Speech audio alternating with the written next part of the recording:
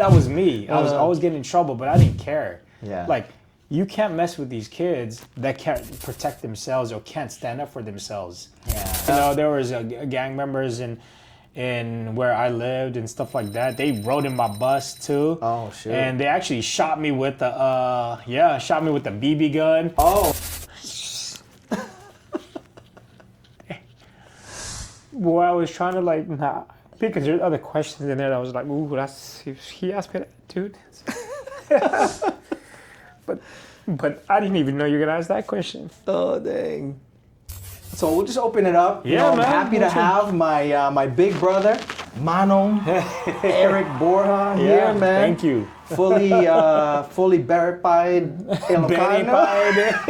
FBI. Full-blooded You know what I'm Ilocano. saying? Yeah, full-blooded Ilocano. There it is. That's where it is. Yeah. Welcome to our show, sir. Thanks, man. All right. This is fun, man. Yeah, I appreciate you, having me do this. You know, Yeah, it's fun. I was excited when you said it. I was like, oh man, he gonna interview you, man? Let me at least get a haircut. It's been a long time coming, man. For sure. So, and like I said, I just I like to warm this up with some lightning round questions. Yep. And these are like one word question and answer type of thing. Mm-hmm. And I'm gonna hit you with a hot fast, like they say, bro.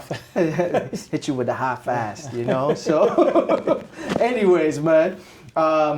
Let's start off, man. I mean, if you can use one word to describe your dad, what would it be?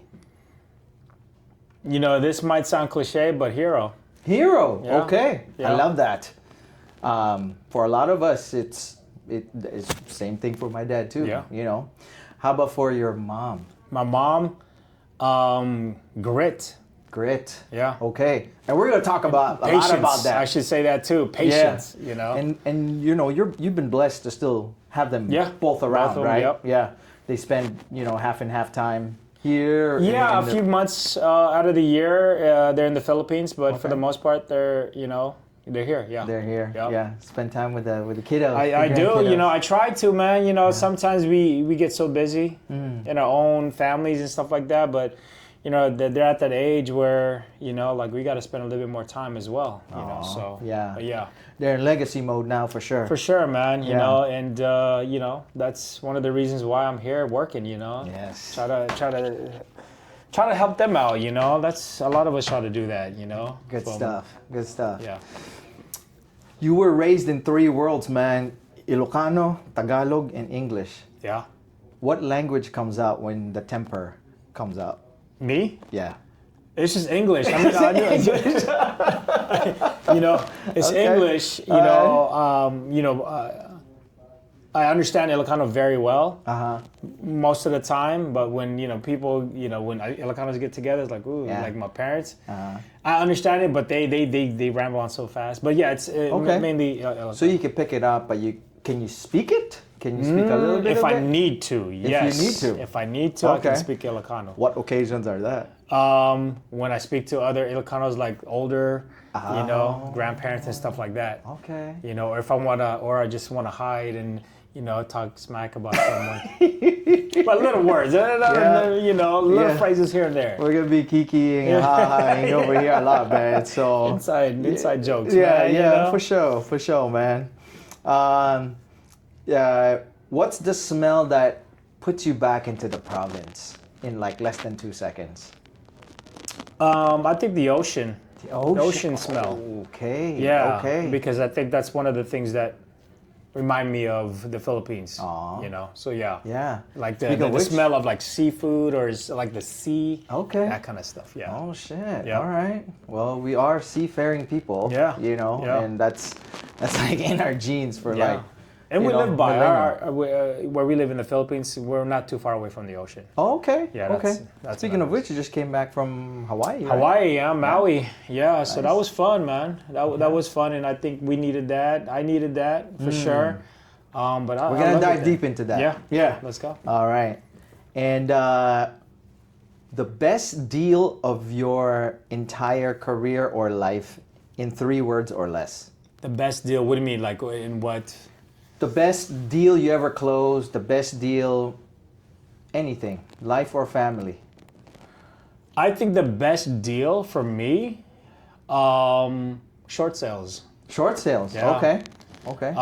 The reason why, do you want me to explain? Yeah. Go for it. Short sales because it was more man, I had so much more satisfaction in helping someone in a very distressed situation, get them out from being in foreclosure, helping them getting out of a distressed situation. Yeah, exactly. Remove the debt from their name and things like that, and then that just led to more and more and more deals. Yeah. And one of them was probably the cheapest. Yeah, it was a $30,000 condo. Holy moly. Yeah, this was back when, short sales was very, very high. Yeah. But, man, but that was the most satisfying deal. And I'm not just saying it just to say it, Yeah. I was going back and forth. Yeah. Should I do it? Oh, look at this amount. But I'm like, nah, man. But looking back now. Looking back and looking at, even at that moment, it was more like, it was always about them. Mm-hmm.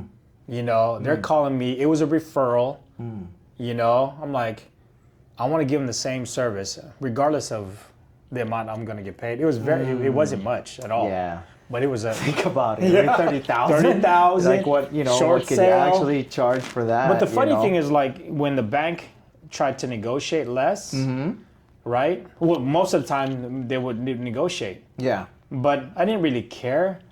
Instead of, man, it was crazy because, they were giving out just 5% commission at that time. Yeah. They actually offered me, I didn't even ask, they offered me 10%. Wow. Commission. Okay. 30,000 wasn't much, but still. Yeah, still. Yeah. To get you do the work, to get you to do the work. Yeah, right? to do the work, and but it was, again, that was the most satisfying deal. Nice. Just because I was going back and forth with it, and it made me realize, like, this is not about the money, dude. This is about them.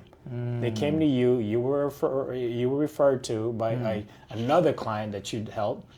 So I'm like, no, I'm gonna go ahead and work this.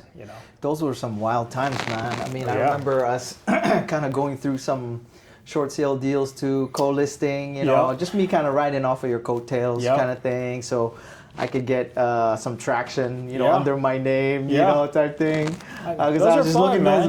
those are fun days, man. Those are fun, and then like, man, like I said, man, it's when things fall into place just because you genuinely want to help, and it works out the way you had envisioned it, man, it's dope, man. You know, and then and then I see you happy, it's like the client's happy. Man, that's what it's all about. Nice. So yeah. All right, man. Well, we're gonna get into like deal structuring and all the fun part, sure. because I've known you for, almost 20 years now or something, man. Yeah. So, and I've seen a lot of the flips that you have done, the remodels that you've done. I've seen you basically transform, for lack of a better term, garbage bins almost into some of the most beautiful structures and flips, man.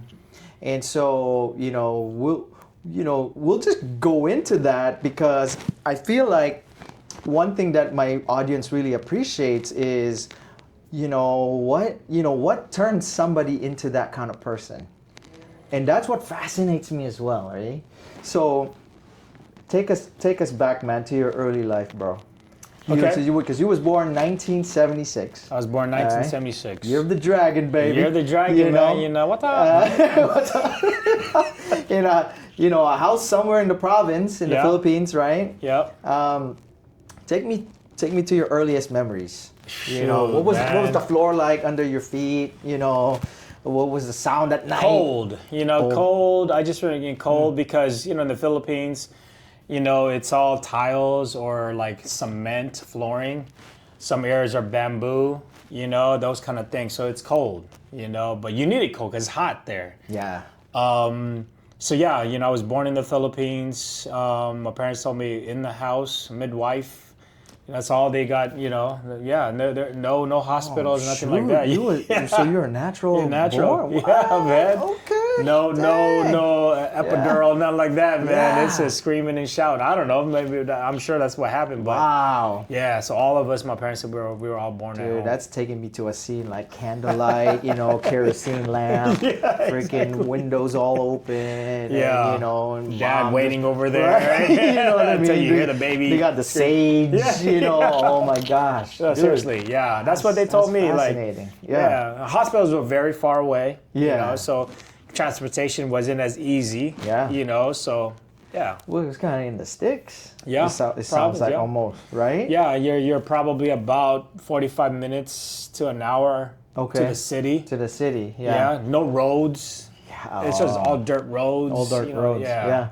And it's measured in kilometers, so... so maybe, I don't remember. I'm pretty sure it is, but, again, There's still metric out there. Yeah. It's Dang. not miles or anything like that. Yeah. Well, you mentioned you don't really remember much. I don't. But there were some traumatic things. A lot of, what I mean? I think the biggest one, traumatic in some good times,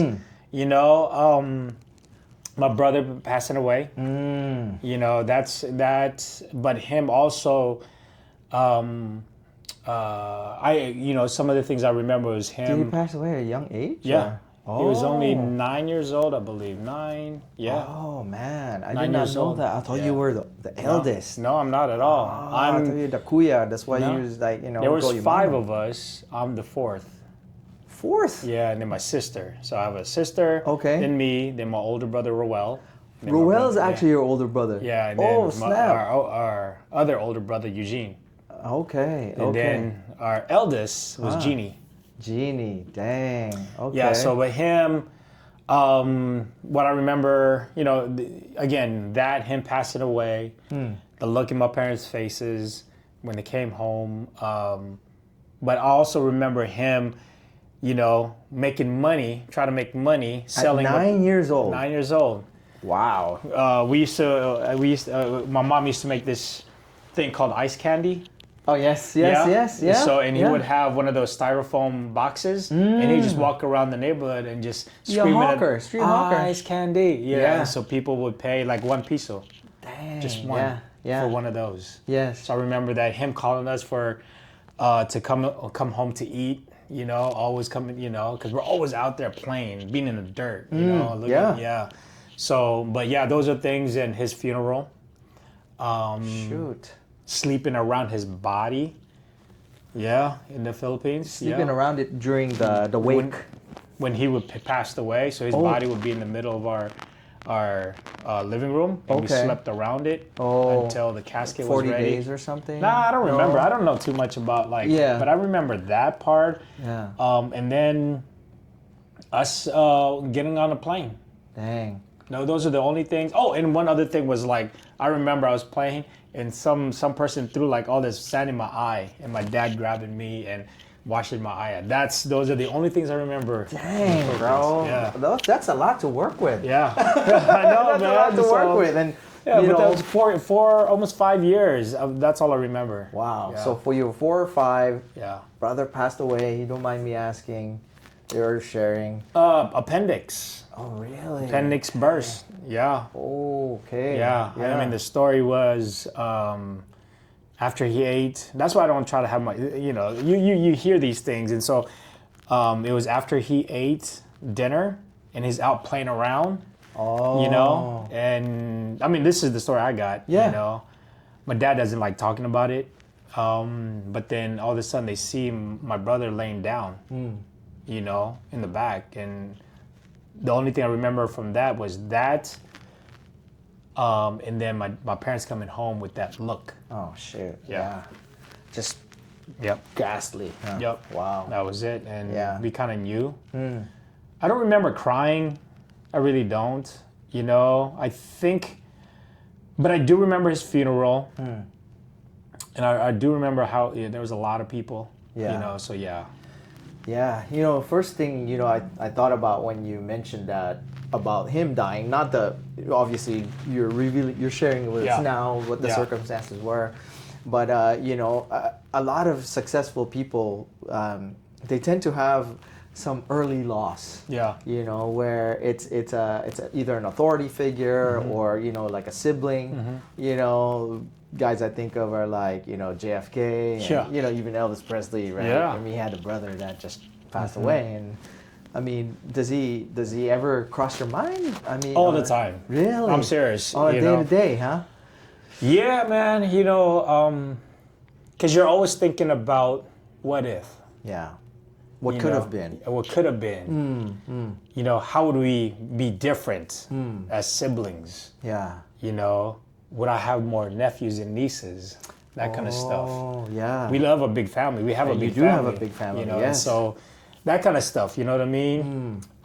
There's goals that I have that I want to honor him by naming one of my businesses his name, Genie. Oh, okay. It's been in the works. My wife knows about it, you know, but nice. You know, someday. Shout out to Heather. Yeah. Yeah. So it'll be there. Yeah. You know, ultimately, you know, but things gotta, you know. Yeah, things gotta work pan out. Yeah, exactly. So.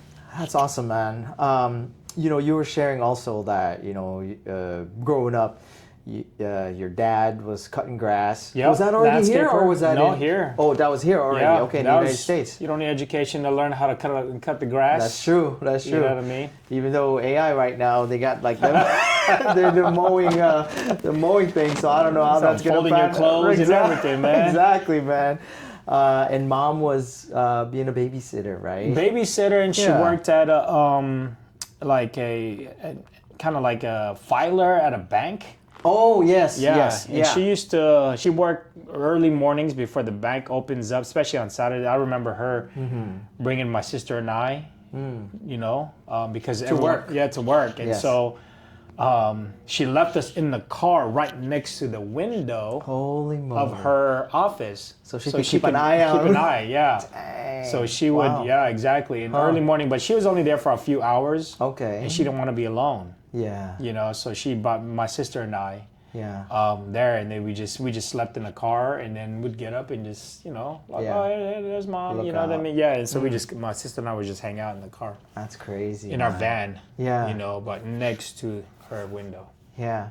What did that teach you about making money? I mean, at a young age. Honestly, it didn't teach. I didn't know. Yeah. You know, honestly, I didn't know what was going on, and I didn't even think anything of it. You know, it was just more like, okay, they work. Yeah. You know what I mean? Yeah, because you also said, you know, they would come home, you know, with that tired face in their tired look in their face. Yeah. Right. Yeah. And so, you know, and being in a big family where sometimes as siblings, you know, we try to get our attention from our parents. Yeah. But then it's like, well, sometimes they don't really have the energy for it. Yeah. Right? Yeah. So how did that form what you thought would be important when you are actually growing your family now? Oh, you know, you have a great family, by the way. Oh, beautiful thanks, family. Man. You know, sometimes they're good, sometimes they're bad. Sometimes they're sour, sometimes they're sweet. Yeah. You know, I think, you know, again, my parents didn't know. I mean, this is my observation as I'm older now. They didn't know how to be as far as being involved in our lives. All they knew coming from the Philippines was like, let's get to work. Yeah. You know, make sure that the kids are fed, the kids got clothes, the kids got shelter and all that other stuff, right? Yeah. One thing, I don't know if one of your questions will go into this, but one thing that... it's your interview, baby. Yeah. You know? One thing that shaped me a lot, and I say this in a nice way.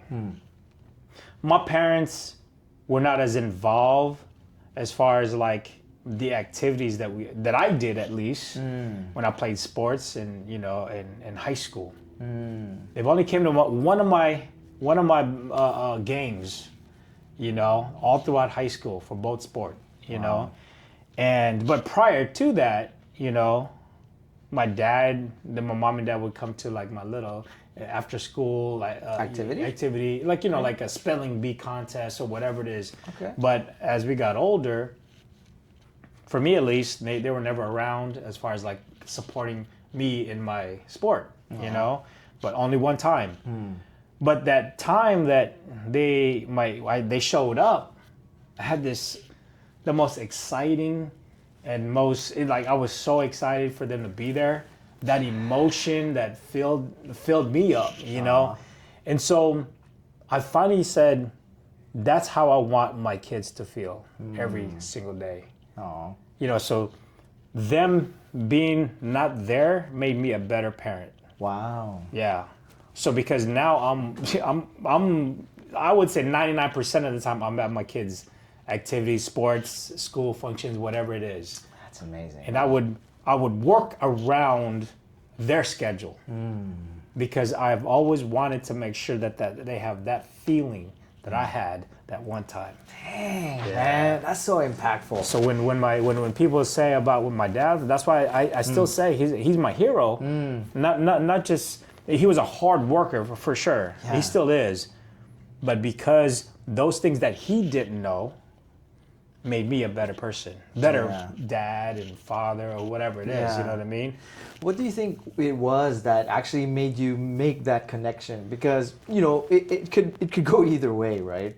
I mean, there's people that could grow up being resentful about that. It's like, oh, you only showed up one time for my sports, but here you are, you know, mom and dad. They did show up that one time, but it actually made you want to be there more for your kids. I mean, how did you make the connection? Was it something that you decided at that time? It was. It was something that I decided at that time because I love that feeling. You know, I you know, because you know you put in the work, you know, to play sports, and you also want to make sure that you know you show your parents like, you know, hey, I'm not just messing around. You know what I mean? I'm trying to do something. You know. But also too, like, you know, for me at that time, it was like, I just wanted that, you know, I just wanted to make them proud. You know what I mean? Okay. And so, but it never bothered me at all because I knew what they were doing. They were out there working. They were out there, you know, making sure that, you know, when we come home, that home is home. You know, that's, you know, again. It's that acts of service. Yeah, you know. So I knew why. So I wasn't stressing out about like, oh, you weren't there for me and stuff like that. I know what their intent was by not being there. Yeah. But also too, remember they're coming from a different culture. You know, they're here to come and survive. Yeah. You know what I mean? Yeah. So that's all they knew, you know. Did they know English at that time, or you know, not well, just enough? Yeah, just enough. Okay. But they surrounded themselves with our family. Like I said, our family was big, so that's all we knew too. Yeah. Every weekend was family, just all family, all Filipinos and stuff like that. Yeah. You know, but they got to learning, obviously, you know, but. My mom had to learn quicker because she was going into, you know, these offices that they all, you know, they all speak English, you know. So she had to learn. But also too in the Philippines, they teach you how to speak English. Yeah. You know, not as much now. Exactly. Back then it wasn't as, but now it's like almost like a 70s, bro. So. Yeah, exactly. Right? Even earlier, you know. So, but yeah, you know. So, but, you know. So yeah, that's why. That's awesome, man. Yeah. You know, and one thing I hear a lot about are. A common compliment that you know a lot of our common colleagues tell about Eric is that you know you're very protective and you love mentoring and protecting kids and you know or kids in the business or younger newer agents just like myself right when we were at our first brokerage and so. I kind of linked that to one time you learning how to defend yourself from a bully. Not just myself, but everybody else. Everybody else. I'm telling you, man, that's one of my. These are one of. That's man, growing up. Yeah. So you know, walk us through that. Yeah. Man. So I grew up in Columbia City, in Seattle. South Seattle. Yeah. Okay. You know, but whoever I talked to. you know, it's either Seward Park or Columbia City. Right. So, okay. you know, all right. If you want to act hard, you know, I live in Columbia City. Yeah. But if it's like someone like, yeah, Seward Park, man. But it's right there. It's so crazy because they're just, you know, they're like neighbors. Correct. Right? It's just right there. So I live in Columbia City. And, you know, some people kind of refer to it as the hood a little bit in that area. It was. I mean, there was a lot of bad stuff going on in that area when I was younger. But I never liked people bullying other people that couldn't protect themselves. And so in our bus, we used to, you know, you get picked up there, we drive through Rainier Vista and all that other stuff. And, you know, we used to go through there. And then a lot of, you know, very multicultural, you know. Diverse, but there were kids that didn't speak English well and stuff like that. You start teasing them and stuff. They get teased, and I would be the one that's like standing up for them. Dang. And I used to get in trouble a lot. Just because I'm, you know, like in football, you know, it's always, you know, the or at least the person that responds, the second, you know, that gets in trouble. The camera catches that person, the reaction, you know. Right. But that was me. I was always getting in trouble, but I didn't care. Yeah. Like, you can't mess with these kids that can't protect themselves or can't stand up for themselves. Yeah. You know, so I would get in trouble. I just, you know, man, there were times where, you know, What was it about that? I mean, I think, really. I think was it a calling, or was it something that just be kind, just be good to people, man? You know what I mean? Yeah. Like, you know, if they can't protect themselves or they can't, you know, like stand up for themselves, what's the point? Why? That's true. You know, what? You know, like what makes you feel so good about beating down someone that you know can't defend themselves? Yeah. So if you're gonna keep acting that way, okay, well, shoot, here's Big Brother coming through. There you go. You know, and so that's that was it. That's why, like, even to this day, you know, I'm telling my kids, like, yo, if I catch you guys being a bully, I'm gonna be a bully to you guys. You know. And so you're gonna feel that, and so that right there, every time when I see that, man, that's you know, that's that the triggers, vibe right there. Yeah, and it triggers me, man. Like, yo, man, like even now, like. Like even, you know, like agents and stuff like that, you know, like I do it differently, you know, instead of like when someone is like being Punk. Harsh, or anything like that.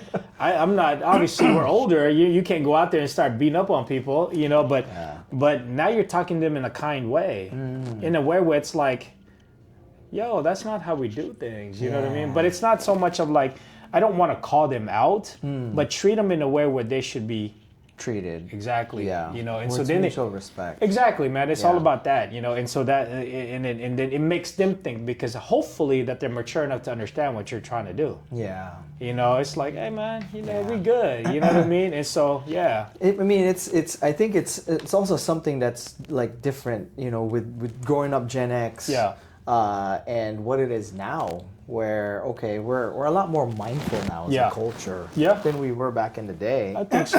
But, I think so. You know, but it also stems from like my dad always saying, you know, like, you know, we grew up in a Christian family, you know, and so it's always the part where I'm standing up for people and, you know, slapping was not the Christ-like, you know, response. But at the same time, you know, my dad's always talking about being good to people.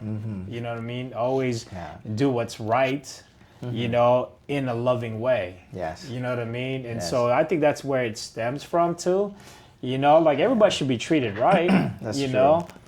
Well, what I like about, you know, your uncle and auntie's story is, I mean, it you know, the fruits of the tree show in the fruit, right? Yeah, exactly. And so being such a tight-knit family, they got grandkids now, you know, maybe Mariah gonna be, you know. Not yet, bro. Not yet, bro. Not you know, but you know what I'm saying? And they're gonna be great grandparents, you know what I'm saying? So, but yeah, man, on to the more formative years. Yeah. Because you were saying getting cut from 8th grade basketball. Yeah. And how that kind of like really affected you, because you know, after that you really started practicing every single day. And you and I talk about this a lot, about putting in the effort, you know? Yeah. What were you really trying to prove, man, at that time? Honestly, I wasn't. Well, for one, that I was as good as the guys that got picked. You know, but also too, it was more like, how do I get better? What do I need to do to make sure that doesn't happen again? You know, so that's where, you know, I started to think about like, what can I do? You know, and so that's what I did, man. I just practiced. Like if I wanted to be good and be seen or be recognized, I had to put in the work. Yeah. It wasn't just going to be like, I knew that a lot of it was. I mean, take us through, because I mean, as a young kid, that was probably what, the 90s, like when early NBA 90s, was like exactly. peak NBA at that time. Yeah, everybody had the Jordans and stuff like that. So there was like 90, you know, 89, 90, 91. 89, so, 90, but 8th grade, I was, what is that? Maybe 92. Yeah, 92, 93. So I mean, you had some aspirations at that time, and I could only imagine for being in 8th grade, getting cut. You know what's funny is I played with a lot of the guys that got into the.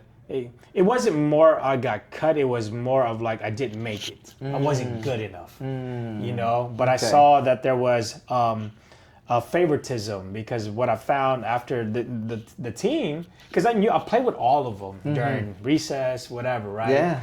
You know, in 7th, 8th grade, you know, you think you're good, you know, like okay, but I, you know, play against, but. When I found out who was on that team or who made it to the team, it was like, oh man, the head coach is your teacher. No wonder. So that I had to make sure. Yeah. Even though there was favoritism, that I still stood out. Yeah. You know, so what I needed to do, you know, was just like work my butt off. That's you know, crazy. it just go to work. It's not nepo, but it's kind of more favoritism, I would say. Yeah. Because I knew, you know. Half of them were my friends. Yeah. And they knew, but I was like, it's all good. Yeah. Yeah. So I just worked my butt off and used my brothers as a measuring stick, you know, to get better, you know. So yeah, they would beat me all the time. Yeah. Because, I mean, after basketball, that's when you got into football, right? Or you were football? No, I was, football first. Football. I like football just because of, you know, the Huskies in the 1991. You know, but I never played football. Oh, a lot of my friends played football. Okay. The first time I played football was 9th grade. Okay. One of my cousins. I saw my brothers play, or they played. I think they played. I don't know. Yeah. I think they only practiced. I don't know. Yeah. But I saw them say, "Oh, I want to do it." And so my cousin was the one that took me to my first football game. Or football practice. Football practice. Exactly. Okay. And then that's when, at that first day, I was like, oh, I'm in love with this. Yeah. You know, so that came first, and then basketball, because, you know, football comes first, and then basketball. I knew I was going to try out for the basketball team. Yeah. But I was like, all right, well, what can I do to get prepared for, you know, for basketball? So that's crazy, bro. I started like, well, let me try football. That energy again, huh? Yeah. Like football and basketball. Dang. So I fell in love with football, man. It was just a total team sport. You know, as much as I love basketball's always been my first love, but football is the ultimate team sport. You create so much camaraderie. Yeah, man. Everyone got to do their job at that one play. Yeah. You know, one person mess up, it doesn't matter how good the other guys are doing. Yeah. One person mess up, it's just all messed up. Basketball, you can kind of like, you know, overcompensate for, hey man, you're not doing your screen. I'm gonna just take it, you know, that kind of thing. Take it to the hoop. Yeah. Exactly. Oh, you know? Okay. So, yeah, I like that's a. I've never played football, obviously, right? Because I can tell. No, you know what I'm saying. But shout out to the Seahawks. You know what I mean? Because you have quite a bit of, you know, clients that are, you know, Seahawks players, right? And friends and colleagues. Yeah, and, so I know a few and stuff like that. Yeah. And that's probably something that I should have like really like dived into. But for whatever reason at that time, it just didn't work out. You know, I mean, I did, but it makes you relate to them a little bit easier because you know, football is like your. Yeah, even with that though, you're like, you know, you look at some of these celebrity, you know, football players and stuff like that, and you kind of starstruck a little bit, you know, and even though you know they're they're the same people, but they've gone through different things that you haven't gone through. You know what I mean? And so, it's not as easy as you think just to talk to them if you've never been in their circle. But trying to get into their circle is always a little bit more tougher. A little bit tougher. Yeah, even though you played football, but you haven't played in that level of football. You know what I mean? I just went high school. Yeah. They went to high school, college, and then and the NFL. Yeah, dude, that's wow. Man, that's huge. Yeah. So to relate with them, it's a little tough. At times. Maybe that's just me. I don't know. Yeah. But they're cool people, though. Yeah. Trust me, they're good people. I think so too. I mean, they contribute a lot and to our community here, and also I see them in the parts of participating in events, and community, stuff like community events, work. Yeah, exactly. What I mean? So, is there anyone that you relate to the most? Out of all the ones that you could think of. I think, because, Marcus, shout out Marcus Truffaut, you know what I mean? Yep. He's different from what you hear about football players.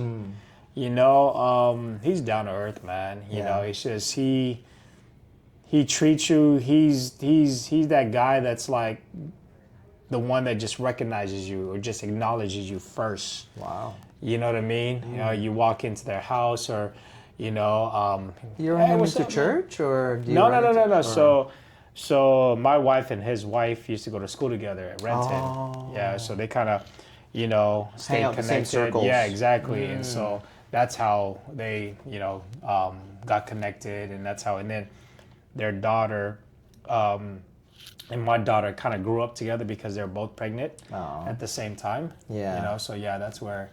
Both your wives were pregnant at the same time. Yeah. Not your daughters. No, Right. not even. Yeah. Yeah. They were both pregnant at the same time. So I think Mariah's, 5 or 6 months older, but they kind of, both friends were just. Yeah. So yeah. At the same time. Yep. So. So yeah. One thing that there's one thing again. Something that I've always appreciated about you is you just have a natural commanding presence about you that's very respectful. Oh yeah. And I think it also comes from being in church, right? Yeah. Because when they handed you the pastor mic, Jeez. Yeah. That was huge, man. Yeah. It's being handed down that sort of leadership role or that responsibility. Yeah.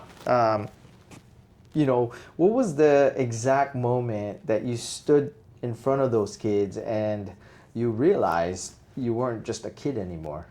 Yeah, the good thing is a lot of them were like my cousins and some family friends' kids. You know what I mean? So I knew them. But even when you know them, it's still like they're looking at you like googly eyed. Yeah, like what you gonna say? Yeah. What you gonna teach us? Yeah. That kind of thing. And that, and then on top of that, you had to be an example. What I was hoping, or at least what I knew at that time, was like I didn't really have to change much. I just had to teach and kind of create this atmosphere. Yeah, and also just create what I was teaching that evening. Okay. And but I didn't have to change so much of who I was, because that's the reason why they chose me. I was being an example, So as I thought, I'm always trying to do that. Obviously, we're not perfect, but we're progressing all the time. Yeah. And so. But no, I was honored, but at the same time, but it also made me go into a different level of like trust and faith and obedience. Yes. You know what I mean? Yeah. Because now you're leading, someone, younger, or some of them were like my age, things like that. So, again, the good thing is like I didn't have to do more than what I was doing. I just had to level up. It's almost like getting married. Yeah, you're committed, but then when you put on that ring and you do all the ceremony stuff, it's like another mindset shift. Yeah. So that's what it was, so but it was all good. I knew the sacrifices I had to make when I became a youth group, pastor. Yeah. I don't remember how long, but I know it was like in high school, and so, but yeah, so. Was it like Youth for Christ or something? No, just like we had so I used to go to this church down here on Graham, in Seattle. At that time it was Trinity Life Center or no, it changed. I forgot what the first one was, but it became Trinity Life Center. It's a Christian church, but then there was a lot of Filipinos in that church, and so they wanted to expand or try to kind of do their own thing. Yeah. And so, but yeah, so that's where it stemmed from. Yeah. Okay. So yeah. So now from youth pastor, at one point you had one foot in the Marines too. Well, I wanted to go to the Marines. Yeah. Yeah. So one of my best friend at that time, we like, hey, let's go to the Marines, because we didn't know what to do after football and basketball and stuff like that. Like, sure, they were coming to our games. They were sending stuff to my parents about like, oh, proud recruiters. Parents. Yeah, the recruiters. So they were good people. They were fine. Oh yeah. We just didn't know what to do. But I've always been pretty interested in that space, the military, and the Marines was the one, because it was like, oh yeah, they're the first one in line. I'm like, yeah, that's us. Yeah. So that's us. It's that mentality when you're younger. You feel invincible. Yeah. And so playing football and basketball, yeah, we tough, stuff like that. But our parents shut it down. It was like, nah, no. At that time, what was that? The Gulf War. During that time, it just passed, but still, they're like, who knows, know. But yeah, so that's. But I wanted to be. I wanted to go into the Marines. Yeah. I mean, what parts of your life where do you think that still influences you to this day? I mean, because being a Marine. Yeah, being a Marine. I mean, you obviously had. You obviously looked it up and what the responsibilities are. I think just. To or me, was it purely just for? No, honestly, it was more to lead. More to lead and to protect. That's where it stemmed from. That was from. the draw for you. Yeah, it's to lead and to protect. Yeah. It's like, oh, this is my crew. I'm gonna protect my guys. We're gonna do well. That kind of that kind of attitude. And I wanted to make sure I protect my guys. Yeah. My guys will always be safe with me. Yeah. So I wanted to lead that pack. I see. You know what I mean? Well, it kind of shows in the office that you built now. Again, now that you brought it up, it's like, oh yeah, I kind of see that still. You know what I mean? But it's just part of. I want what's best for other people. You know what I mean? Protect them, lead them to the right, hopefully in the right place in their lives. But I gotta be that first. Yeah. So yeah.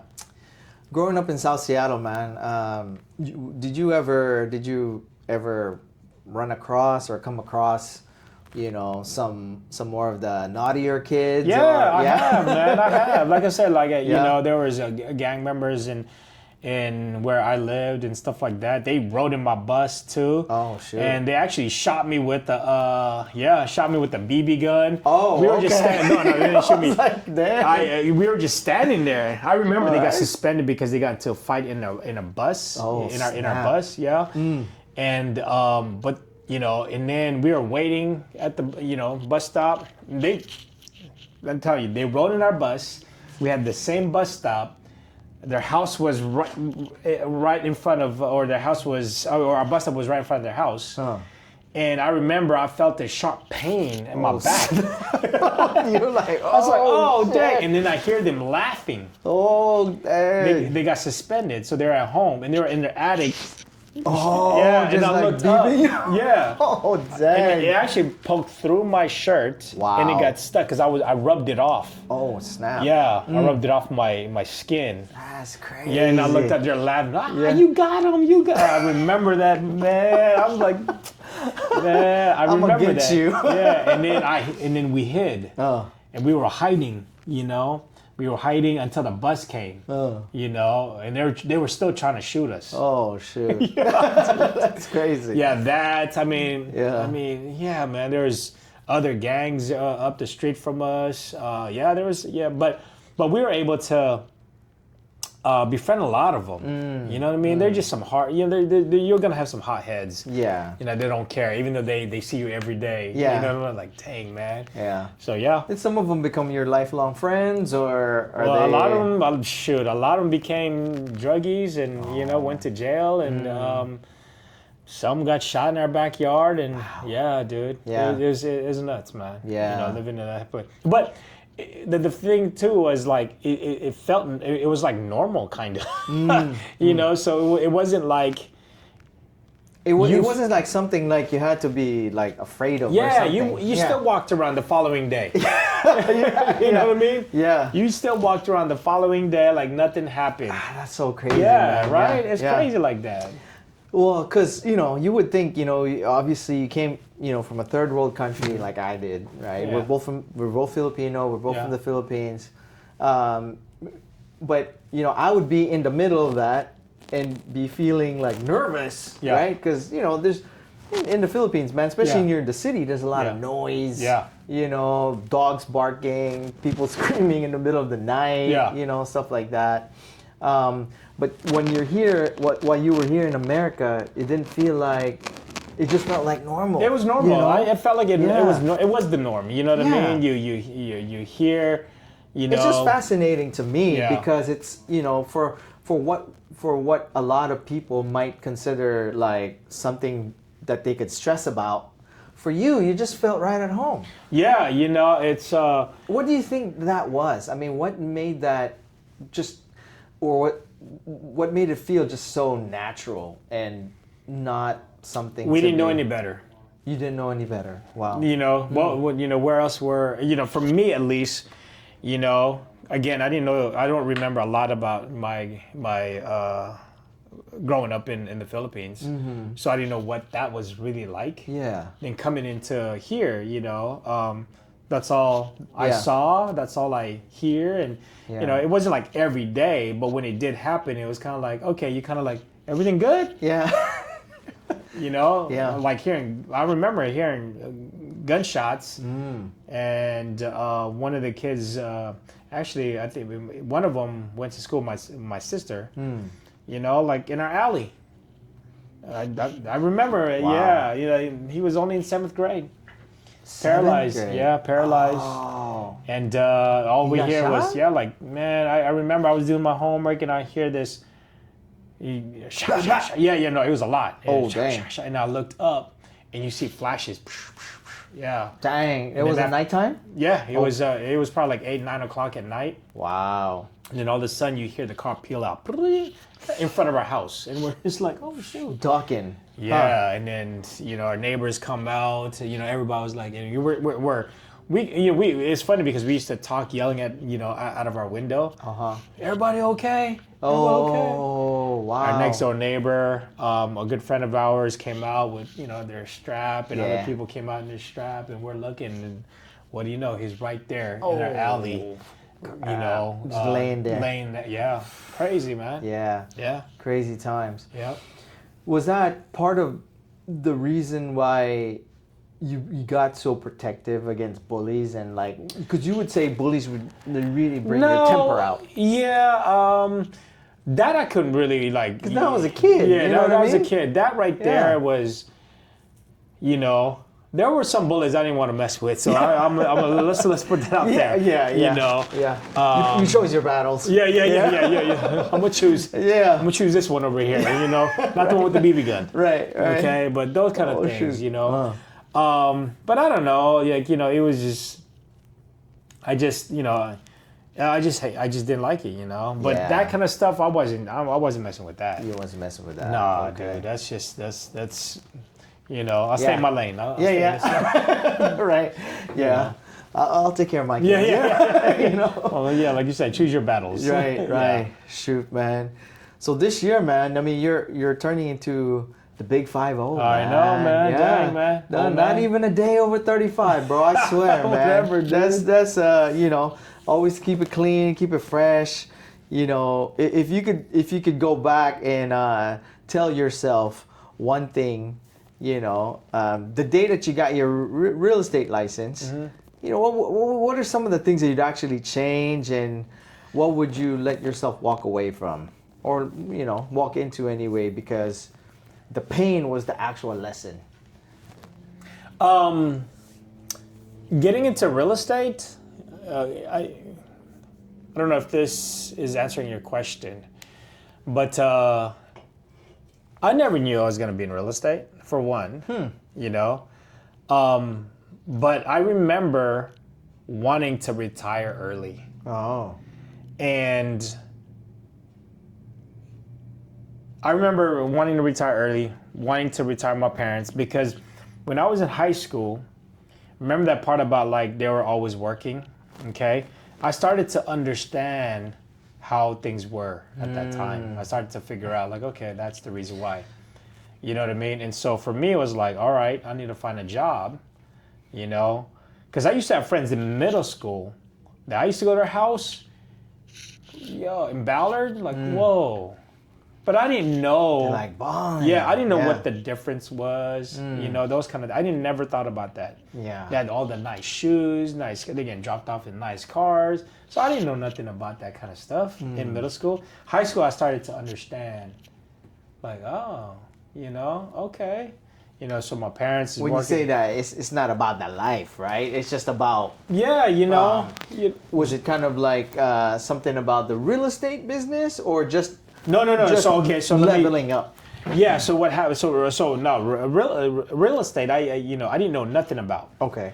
So because I had that desire after understanding what how why people are rich and why people got more money than others and why people are working more, why people weren't at their kids' games and some was, and so I started to put things together. It's connect dots. Yeah, connect dots. I'm like, I don't want to be that parent. I want to be able to be at my kids. Remember that moment that my parents came is when that brought out that like I want to be this way. I want my kids to feel this. So how can I get that? For them. Yeah. Shoot, the people that were at the games, the parents, they had money. So that's when you made the connection. That's when I made. Yeah, exactly. So I started to like figure this out, and so I said, okay. Well, at that time I was like, well, shoot. For me, I was good in math, and I wanted to be an accountant. Oh. So I got a job, with the help of. So both the sports and the math. Yeah. Was math one of your favorite subjects? Man, my favorite subject. Oh, yeah, I was very good at math. I was. I was pretty good at math. And so then I wanted to be an accountant. Doesn't look like it, but it don't. You know what I mean? It don't. Multiply food. Yeah, but, there you go. Multiply that lumpia over there. There you go. Okay, we got it. Right. It adds up here. Yeah. But no, it was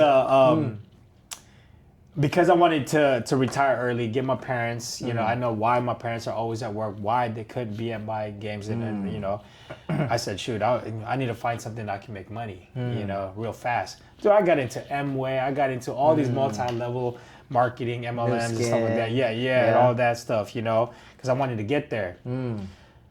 But I knew being an accountant, when I did the research, like, dude, man, that's... After 4 years, I'm just gonna make that kind of money. Yeah, then peanuts. Yeah, exactly. And so again, it's not nothing against accountants, man. Right. But when I started to I wanted to figure out, I can't do this, but I didn't know what to do. Yeah. So again, man, faith in God. I prayed about it. My dad told me just pray about it. And I prayed. And because I was still working at UW at that time, I was able to get into the IMA. The IMA is where they work out staff, students, employees and all that, right? Okay, what does IMA stand for? I don't know. Is it like it's YMCA? Like gym. Yeah, it's a gym. Yeah, it's a gym, I forget what it stood for, but it was just IMA. All right.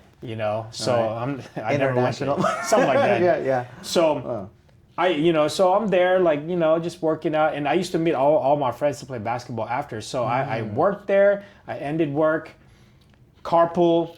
I rode my bike all the way to the gym. I made sure to be done in about an hour and a half because all my friends were going to be out of school and then we played basketball upstairs. Nice. That was my thing. Every day, I got to get going and work out. Then for, I don't know, maybe 4 to 6 months, I was just praying about, what am I going to do? I don't want to do it. I didn't know. I'm telling you, I kid you not. In the gym, you're just focused and you don't want to look at nobody. You don't want to talk to anybody. You just want to get the job done, right? Yeah. One day, I made eye contact with this dude. Just, out of nowhere. And then, for some reason, we just kind of came together hey, I'm so-and-so, He was asking me, hey, you go to school here? I was like, no, I don't go to school here. I work here. I was like, oh, what about you? He was like, oh, no, I'm a student here, Oh, well, I used to. He's like, oh, I used to. Yeah. I said, oh, you used to? So how do you get in here? Because you could only be a student, employee, or a staff. He said, well, I'm still kind of registered here, but I have a job. He said, oh, what do you do? He goes, I'm in real estate. I said, oh, what's real estate? And he was telling me about it. He worked at John L. Scott down the street. Yeah. And I was like, well, how much did you make your first year? He goes, oh man, 45. He said almost $50,000. I'm like, what? Yeah. And it's like, how long you been doing this? Well, it's just my first. It was a lot of money. He was like, it's just my first year. I'm like, what? And then I thought about accounting. I'm like, wait a minute. After 4 years of studying to be an accountant, that's the salary. But this guy, no experience in real estate, but he can make that kind of money. Yeah. And I said, ding, that's what I'm gonna do. Nice. I kid you not, I haven't seen that guy ever again. Wow. Crazy. Do you still remember his name? No. No? Oh, no, that's what I'm saying. That's crazy. I feel like God answered my prayers. Wow. Because I never looked back since. As soon as he told me where he got his education from, Rockwell, I said, dude, that's all I need to know. And ever since I was looking for that guy, I never seen him again. That is nuts, bro. Never seen him again. And that's what made you decide to go to... because I said, man, if I can spend 1 year and make that kind of money in real estate, imagine if I spend 4 years, as long as, an accountant education, I can make maybe 2 or 3 times more than that. Holy crap. Here I am. It's like an angel, man. Yeah. Wow. So that's just all God's plan, man. Seriously. I mean, look at you now. Right, well, because still trying, to get there. It's. I think you'll never get to where you want to be because when you get there, you want something more, you want something bigger, you want some, that kind of stuff. Exactly. But I mean, you're kind of like that guardian angel now for a lot of younger agents, right? I mean, a lot of newer agents or maybe agents that are watching you work. And online, they follow you, they watch your social media. Yeah. They kind of see you and look at you the same way that you look at maybe Saul or Albie or Thach now. You know what I mean? Right? That's huge, man. You know what I mean? Shout out to our mentors, to our OGs, right? A lot of stories with those guys. I mean, those are the lifetime stories that we will never ever forget. Yeah. Right. But what does it feel like to be on that side of the desk now? I mean, is it? Because I mean, you're in a leadership position now, right? A little bit. You know what I mean? I think we're all leaders. I think we all have something to give. We just don't know it. You know what I mean? And I think we're still a little afraid to say certain things. But I think we all have leadership qualities. You just got to be surrounded with the right people that will help you pull that out of you, and so, but some people, expand on it, they take it because once you get a little bit of taste of how it feels to lead, when you're on that high, you want to do more of it. There's just some people that just want to just sit back, which is fine too. Yeah. Yeah, but I mean, I think for me, when you talk about that high, what is that high for you? Man, it's just seeing people just grow, seeing people, you can see that there's a light bulb that just turns on when you start, coaching them and teaching them certain things. That, oh shoot, that's it. Isn't that great? Finally, yeah, that's what I'm saying. And finally, it aligns with them.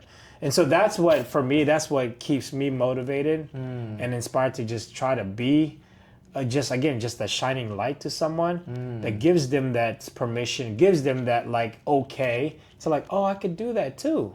That kind of thing. That's awesome. You know, and so that's how I feel about being on this side. But I'm always going to be on the other side too, because I'm always looking up to other people. Yes. Like, how do I get better?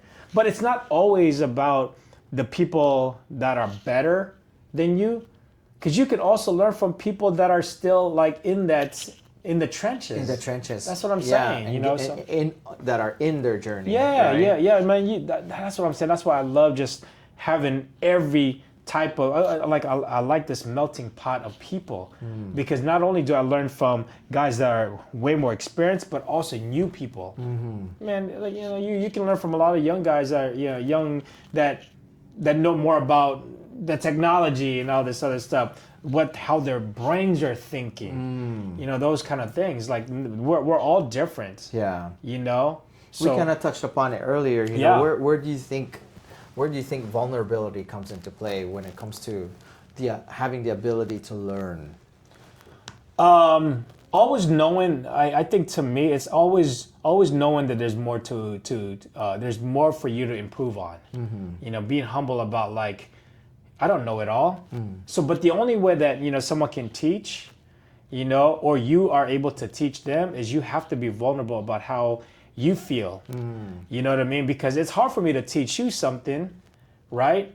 If you don't expose some of the things that you're thinking about. Yeah. You're not vulnerable about all the emotions that you're feeling about a certain subject or a certain, you know, it's hard for me to create a solution for you if you're not open. But how do you get open? You know what I mean? Yeah. By making sure that I'm the type of guy that you can talk to, that you know, that won't judge, that won't criticize, you know, your thoughts and feelings.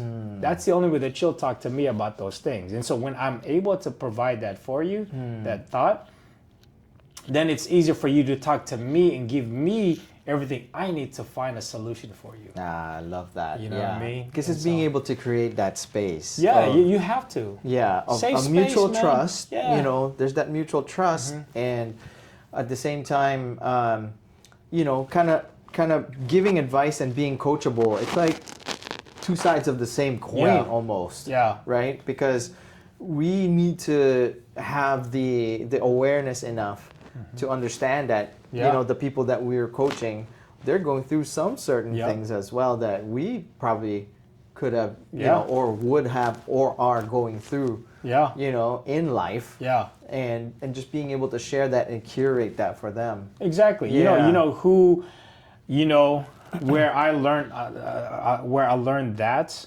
from, as far as like being vulnerable, is kids. Oh. Yeah. And you have 4 beautiful ones. 4 kids, them, and also just like even outside of them. Oh. Coaching kids and stuff like that. Like, you know, it's, you know, they're one of the toughest people to, you know, reach because you're a different figure in their lives. Yeah. You know what I mean? And so, plus, and they could be sensitive. Yeah, exactly. That's what I'm saying. Right. They're one of the toughest people, but they're the ones that teach you the most. Oh. You know. Tell us about that, man. So I think you always get this saying about like, you know, a lot of people used to think like you're talking about your basketball coaching kids, right? Coaching kids. Even when I was younger and listening to my coach. So I take all of it and put it all together. But what I've noticed, you know, how I was able to like trust my coach, you know, is them trusting me first and respecting me first. You know what I mean? And so when I started to learn like, that's the only way I'm able to like tell them about how I'm feeling and stuff like that is they gave me that respect. And so what I started to do when I started to like coach myself at a young age, that's how I treated my kids or the players that I gave them respect before they gave me respect. But a lot of times a lot of people always say you better respect me first before you get my respect. Right. now you're already starting at you're already starting at the wrong foot. Exactly. And so the only way, for me, at least in my experience, is I had to be in their shoe. I had to respect where they're from, how they're feeling, everything. You know, I still remember.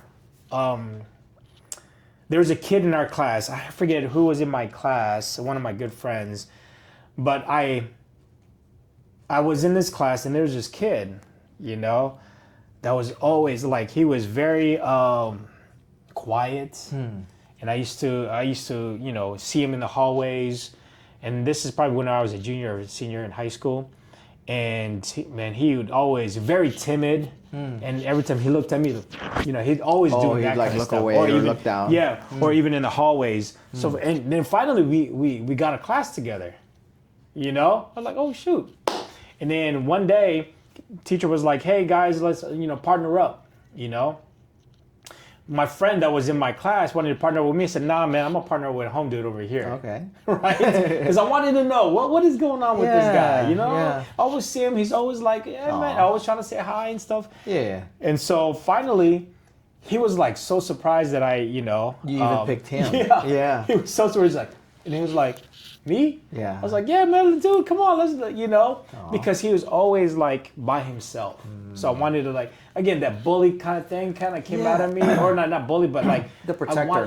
The protector. I wanted him to, like, no, you're hey man, you're just good, dog. Yeah, exactly. Yeah. So I think it was a science class. I forget if it was a science class, and the guy was smart, you know.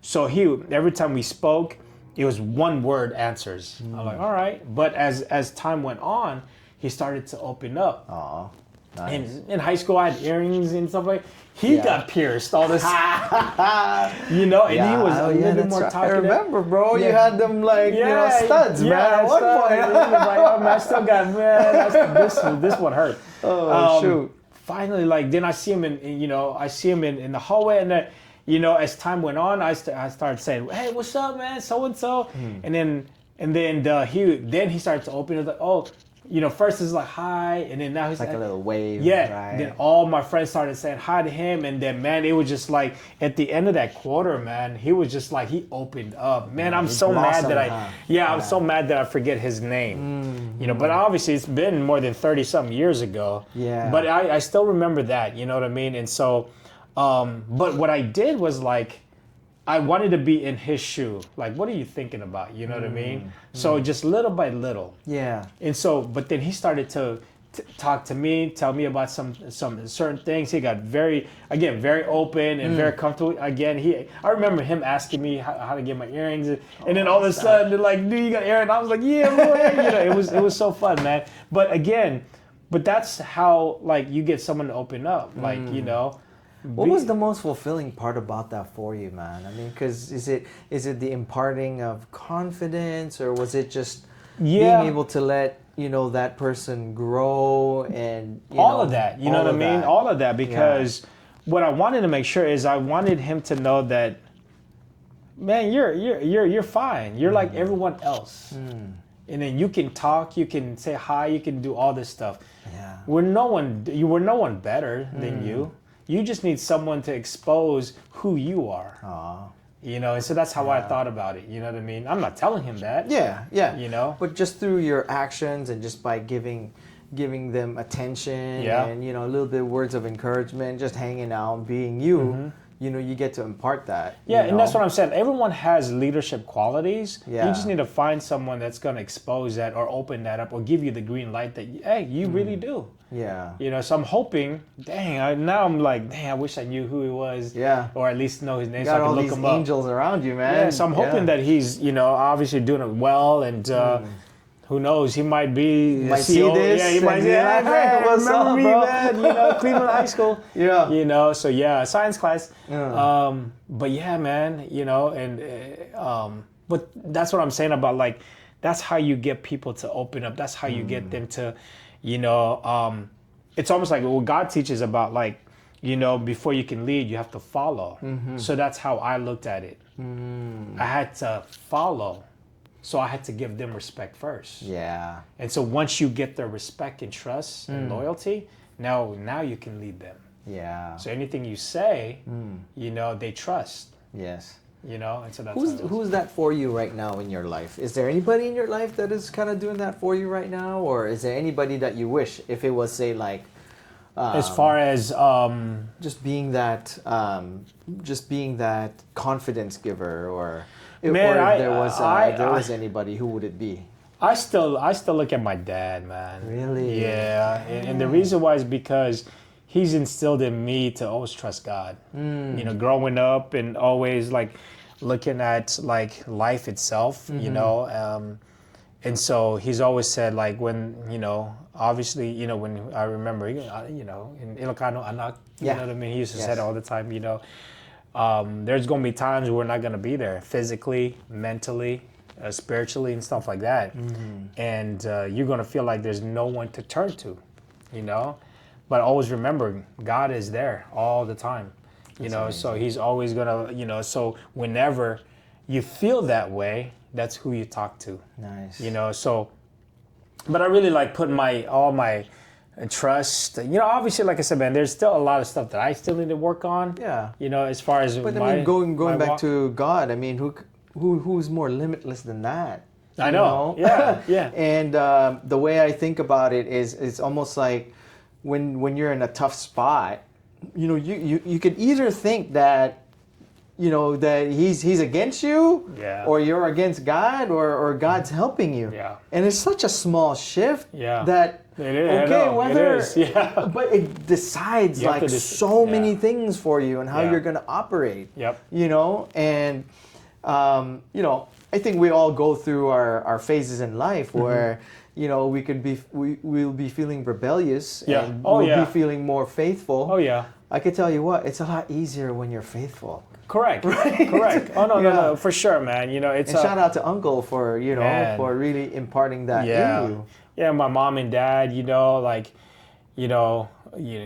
my mom was more the comforter. My dad was more like, this is how you, and you need to do it this way. Yeah. That kind of thing. But, you know, obviously to combine, you know, but the good thing is, like, they were both faithful, man. You know, they walked it a lot, you know.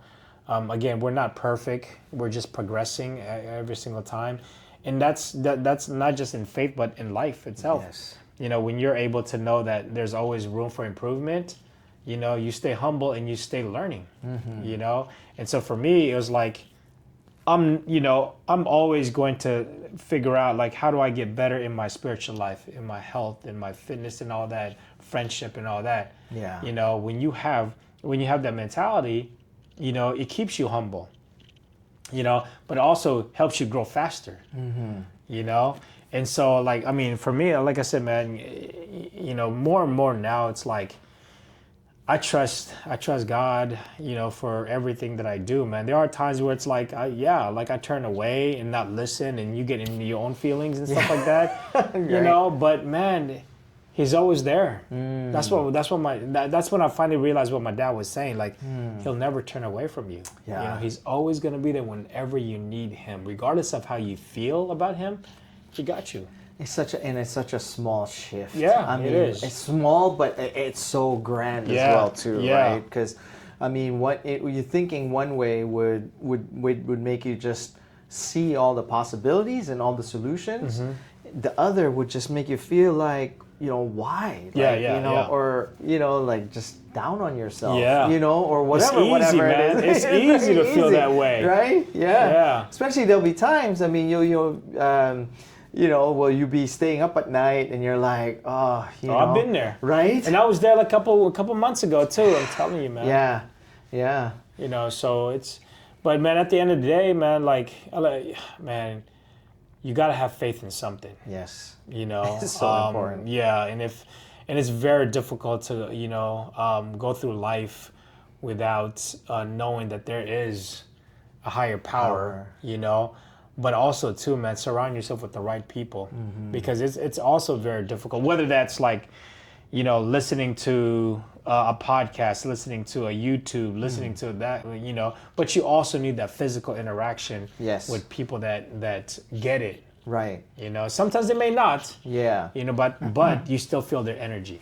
Right. And so that's what I'm saying, man. Be around the right people. That's awesome, man. Yeah. And speaking of right people, I always like to give a shout out to, to the three wise men in our lives, Saul, Jim, and Albie. Yeah, you know sure. what I mean? Yeah. Because you were part of that first wave of, that, man, when they were coming up or when they were at their peak, right? You're part of that first wave of millionaires that they basically turned into, the Thaches and, the Rosies and, the Phils and whatnot. Yeah.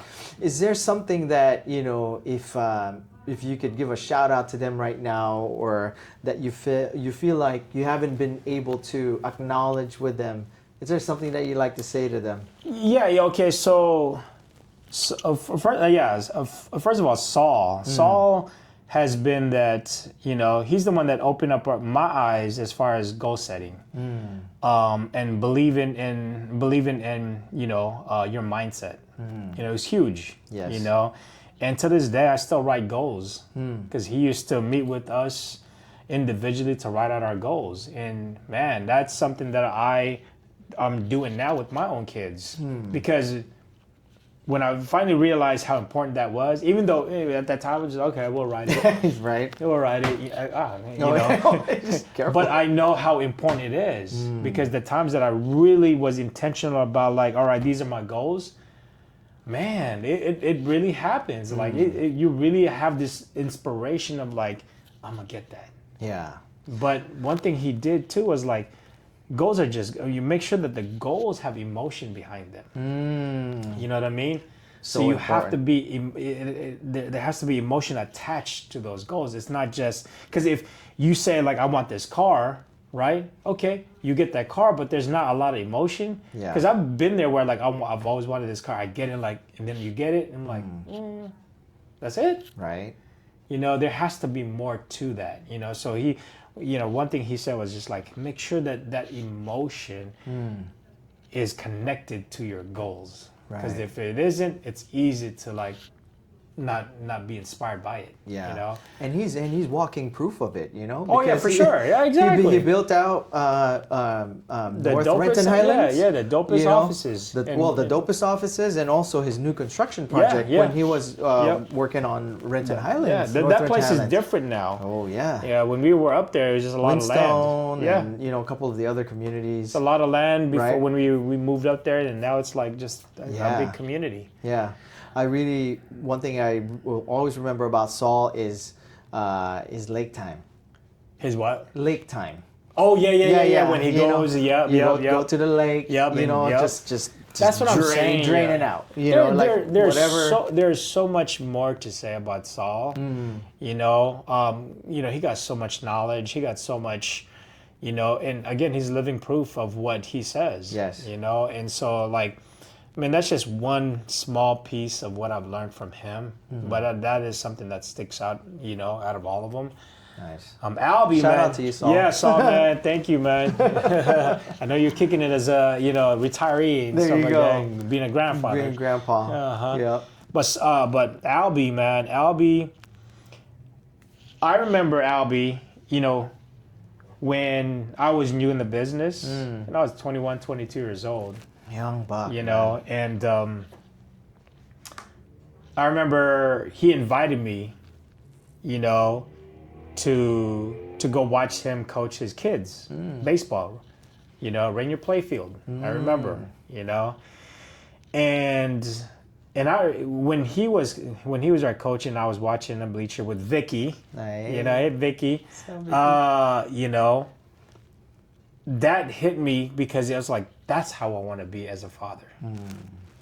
You know what I mean? Being there, And so that's one thing that I don't know if I told him that, but that is something that inspired me to become who I wanted to be as a dad, being there, coaching and stuff like that. Aww. So, Albie, man, I don't know if I told you, but that is something that if I didn't, that's what I want to tell you, and you've helped me shape my life into that, me being a dad that's there, you know, that's present. That's present, Yeah. you know, and he's kind of like our dad too. No, for sure, in some man. ways, you know. Oh man, I can say a lot of stuff about it, you know. I'm telling you, man. I still remember our first day, my interview with him. Nice. But that we can say that for a different day. Yeah. Thach, Thach is different. You know, there's nobody that I've met, you know, that hustles as hard as him, you know. And I mean, I can go on and on about who that guy is, but the cool part about Thach is he's the same person the first day I met him to who he is today. It's just a different structure to how he teaches. Yeah. You know, but I knew his heart. I saw what he was trying to, and we had a lot of one-on-one talks when I first started with in that office. I remember some of the stories, man. Tons of stories, man.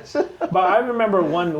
There was one that really sticks to your mind. Yeah. When I first started in John L. Scott and we, you know, the call center and stuff like that, I started with them and, you know, when I was calling, I started in April and for a whole 6 months, I was calling 3-4 hours a day. Wow. 3-4 hours a day. And then, you know, Thach would come to me, he's like, hey, how's everything? You know, he sees my numbers. Yeah. And he sees that I'm hustling and stuff like that.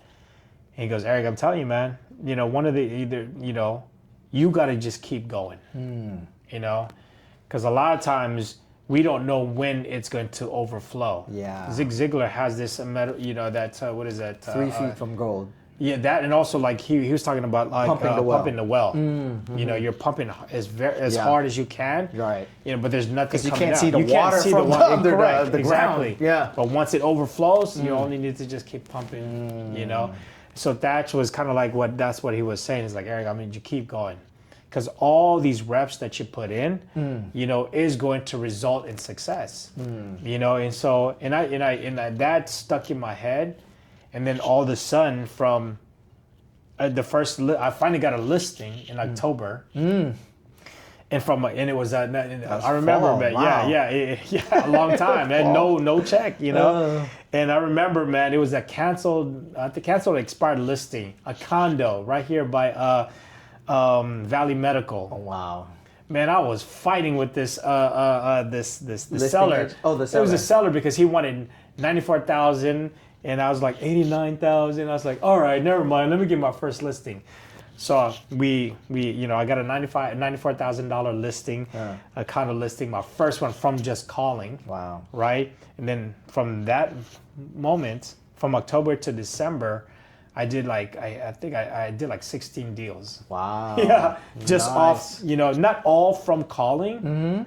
But he goes, that's what he said too, is like, it's not always going to come from calling. Exactly. You know what I mean? Yeah. But you put in the work. The world knows you put in the work. Yeah. So it'll reward you for your work. Yeah. And so it's not always going to be, you know, directly from calling, but indirectly everything else. Right. So yeah, from October to December, I did 16 deals. Dang, I know, bro. it was nuts. That was nuts. What year was that?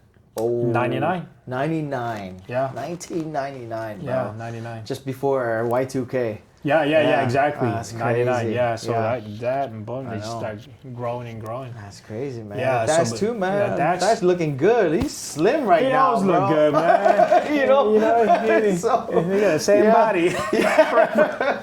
I messaged him the other day, so you know, but that's awesome, But man. he's always giving, man. Like I said, man, he's the same person. Yeah. The same heart, different style, but the same intention of what he's trying to, you know, convey. Impart. Yeah, exactly. You know, Yeah. so, but. And he always got the foot in the gas, you know, He some way, always somehow, does, bro. yeah. You know, you know, he's a little bit less flamboyant now, you know, in some ways, but in other ways, obviously, he loves to have fun too, man. You know, that's one thing, you know. So, but he's like I said, he's a different guy. You know, he's a go-getter, man. There's nobody. I still remember first time I saw Thach on stage at UW. Funny enough. Oh, really? Yeah, that was when he was with Matthew Ferry. And I had a friend that I went to college with that I haven't seen in a long time. Yeah. We just happened to run across each other on that intersection at UW. I forgot what the street is, but I haven't seen her in a while. But she was going to UW Foster School business, and she's like, "Hey Ted, hey Ted, you know, hey Ted that time. Hey, we're doing this Secrets of the Millionaires type thing, And I was like, Secrets of the Millionaires? I'm like, okay, I'll attend, whatever. I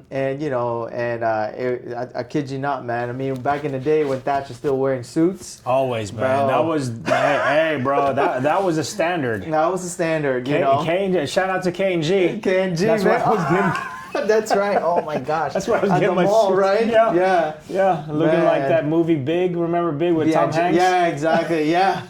Oh man, dude. I couldn't afford to get it tailored, so everything was big. Yeah.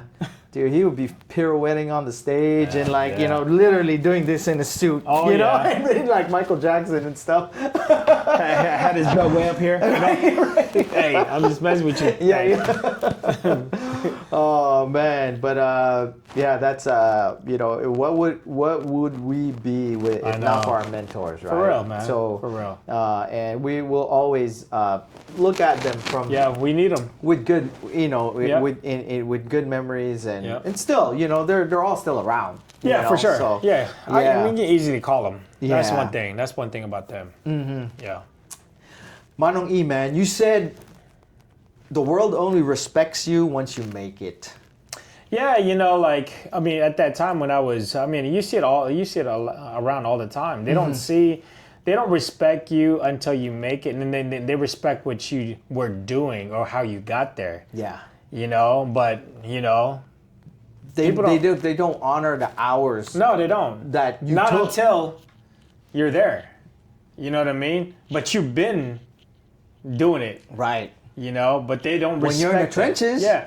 When you're doing all the work, they don't give you the respect. But they'll give you the respect once the results are there. Actually show up. And then up. all of a sudden, like, oh, you did all that? Now it means something? I've always known that you would be successful type thing, right? All the time. Now they want to be in your circle. You can be my circle when we were in the trenches where, like those long days and stuff like that. Yeah. But it's all good. I mean, it's just the way it is. Right. How do you stay sane, man? Because, real estate is a tough, lonely business. It could be a tough and lonely. Can be a tough and lonely business, right? Because we're all entrepreneurs, and it's the price we pay for the freedom and the control that we want over our own destiny. Yeah. In a lot of ways, right? So, I mean, how did you stay sane and still faithful to God and the vision during those times? I mean, and even up to this day, when nobody's clapping for you. Yeah. I think when you're happy about who you are in Christ, you know what I mean? Nothing else matters. When we're trying to find satisfaction or find validation from the outside world, you know what I mean? That's when Speak on that. Yeah. Again, you have to be good with who you are. But for me, because of who God is to me, that's the only person that I know, that accepts who I am. You know what I mean? That's the only, when I know that, then that's the only person I need to satisfy, and get validation from, And so that's how I stay sane. That's how I stay humble. That's how I stay because when you get too caught up in satisfying other people, you lose your identity. One week I'm this person because so-and-so said this about me. One week you're this person because so-and-so said that about me. See, you haven't accepted who you are yet, who your true self is. But God says, hey, I accept you who you are. I made you. You know what I mean? You're different from everybody else. You're perfect in my eyes. So when you're able to accept that part, nothing else matters. That's so awesome, man. You know what I mean? That's what I'm saying. Yeah, because it's almost like you just have to be right with God. Yeah. You know, and which is the ultimate source. Yeah. Of power and creation. Yeah. Right. Versus having to, like you said, satisfy all these. Yeah. You have naysayers peace. Or you have peace. You know what I mean? You have peace. You can do whatever you do. You can make the money you make. You can have the relationships you have. You know, but when you have that connection with God, you have peace, and it doesn't matter It doesn't matter about all these other things. Yeah. But again, when you're going out, when you're out there trying to satisfy so and so's, them and that, like, bro, you'll never feel at peace. Yeah. You know, that's probably how you have very little wrinkles, man. Oh, man, I'm like this all the time. I remember my dad used to tell me when I was younger, hey, man, you gotta hold your nose so your nose gets straight. Like, man, and I used to do that too, and I believed them, but they would laugh. Right. I was like, oh, you set me up. So that don't really work, guys. That don't really work. Oh man, that's funny. Nah, but again, man, it's I think that's what it is, man. It's you just accepting who you are because God made you. Yeah, that's what it is. That's awesome, man. Yeah. Would you say you never, that's something that you never compromise is your relationship with?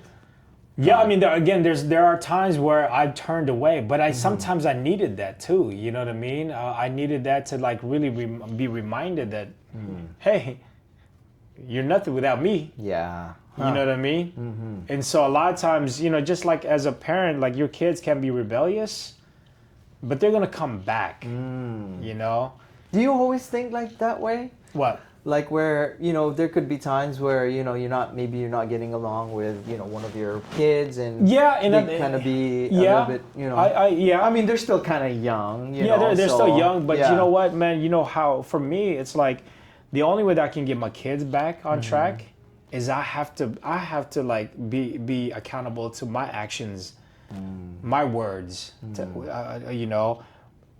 be able to like express like I was wrong. That's how you get them back. Remember, you the only way you can lead is you follow. So you got to like humble yourself and be like, I made a mistake.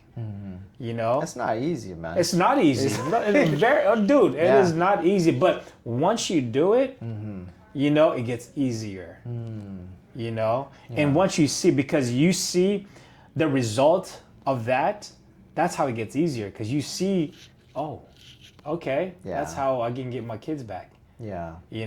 So it starts with us. And you demonstrate it every day. I mean, that's something that I've always like really appreciated about you and respected about you. Oh, thanks. Is, you keep your family together. You're always having pictures at your latest flip. And you got all the kids there. Keep them involved, and then you post videos. They don't like it, dude. I'm telling you, man. They don't like it. Hey, man, it could be like, all smiles and stuff like that. Yeah. But, dude, it's a struggle trying to get them there. Yeah. But I don't care. But I don't care. That's the thing, because, eventually, like, they'll appreciate those times. Oh, yeah. And for me, too, I don't want to take those things for granted. Maybe 10 years, they'll start looking at, you cheering on Isaac, at his football game. That's what I'm saying, man. There, throwing balls, and go deep, and so, those little fun, good times, man. They'll get it, so that's, and like I said, I want to make sure that they know that, I do it, but I also want them to know that they're part of this. This is, these are, they're my why, so. Yeah, and it's crazy because, for some folks, I mean, I just speaking for myself, there was a time where, I wasn't always looking at it from that point of view. It was almost more like coming from a selfish kid's point of view where it's like, man, I wish my dad was there more often, and I think you could kind of relate to that too, for sure. But then there's a knowing almost, where it's like, well, you make sure that you actually let your kids know that, the reason why daddy is working so hard, finding all these deals, is because of you guys. Yeah. You know, and you know, sometimes we get too, you know, we don't want to get too, like, I would say, don't create too many reasons of why you're gone. You know what I mean? Because they don't care. Yeah. You know, I mean, they care, but they don't care about the excuse that you have. Oh, okay. You know what I mean? The reason. Yeah. You know, even though in the back for you, you know it, but they don't care. It's almost like me coming home, and I'm tired. They don't care that you're tired. They still want to play with dad. Hey, let's go throw the ball. Yeah. You know, so you don't want to, you know, to plant a seed in their mind that, oh, when dad gets home, we can't play with him because he's too tired of work and that, you know, from work and all that. Yeah. You know, all they want to see is you hanging out with them. Yeah. So they don't really care about if you're tired. Yeah. You know, they just want to hang out with dad. They want to Love hang out is with time. It is, man. So you got to, like, you know, I've always said, like, you know, where we are today is what we've always wanted. So you shouldn't have any complaints. You know what I mean? You're there now. Yeah. This is what you wish for. This is what you prayed for. So what are you doing complaining about it? You know? Because what you wanted has all these things that you have to sacrifice. You're talking about in contrast, right? Yeah. To like whatever the problems may be going on, whatever, you know, challenges you might be having at, you know, at your most recent flip. Yep. That sort of thing. Yeah, because like I said, man, this is what I prayed for. So I have no right to complain. Yeah. You know, you should be happy that you're, because what you prayed for is here now. You have 4 kids, you have a wife, you have this business and whatever it is. Right. You know, God gave you that because he knew that you're ready for it. So now embrace it. But we lose that though sometimes. A lot of times, like, man, I'm telling you, man, every day is a new day. You know, it's like, but it's not easy. But again, it's like you have to like look at it and be like, this is what I wanted though. You know? Yeah. So I can't really complain. Just be grateful that you're here. Right. You know? So how do we make this right? By changing your attitude around it. You know? And so that's how I look at stuff. Again, man, it's not easy, man. It's not easy. It's not like the things that I'm saying. These are thoughts. I still struggle with them. Sure. You know, but as long as you can acknowledge your feelings and emotions, don't bottle it up, don't push it. You know, acknowledge that. Yeah. You know, and it's a lot easier when you because when you deny it, guess what, man? You know, you're gonna stay in that depression. You're gonna stay in that mode. You know?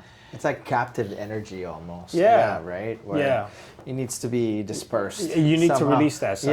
Yeah. You know, you need to let it go. You know Yeah. what I mean? And so, but that's one way to get beyond it, you know, is, you know, what is this, the process of moving forward is first, when you go into some sort of traumatic, you know, experience in your life, you know, you're in denial, you know, after denial is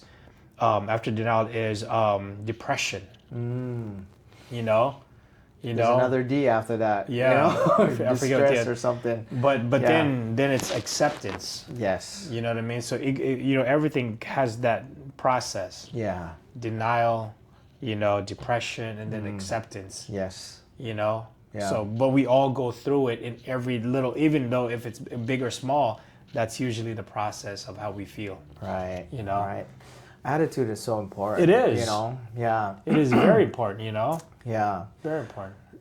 You know, tell us the importance of, you know, having a solid co-captain and partner. Wife. Man, my wife. In your family. Shout out, Heather. Yeah, man. Hey. Yeah. Mother's Day. There you go. It's Right? Mother's Day this weekend. Yeah, it is Mother's Day. Yeah, Mother's Day this weekend. Man, it is tough. I mean, it's hard, especially when, you know, obviously God made, you know, man and woman, you know what I mean? And you can't live without each other. Yes. You know? And so that's number one. We all have, you know, God built us in a different, you know, made us differently, you know, but because of that, we both align in a lot of different things that we're weak at, they're strong at, so vice versa. We complement we complement each other.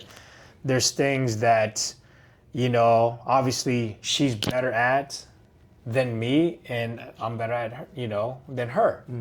But at the end of the day, everything aligns for that not just goals, but how we are as a couple. You know what I mean? How we kind of run our household. Did you have like a division of roles when you first got together or when you first got married? Not necessarily division. We kind of knew. So a lot of relationships, like for ours, is like we're always trying to one up each other. Yeah. You know what I mean? I There's think that's where relationships that are like that. Yeah. That's how it should be. But you're gonna get to a point in your life, for me, that sometimes it's like a grind, and you start to forget about certain things, satisfying them in different ways and stuff like that because you're too busy, blah, blah, blah. And man, there's been times where it was like that to where it's like, damn, we got to get back into dating. We got to get back into, having our own time. We got to get back to where, no, these kids ain't coming to to vacation. Right. You need your own time. One of the things that I've learned early on, one of my pastors a long time ago he was like, the relationship that you need to focus on in a family outside of God being number one is your spouse.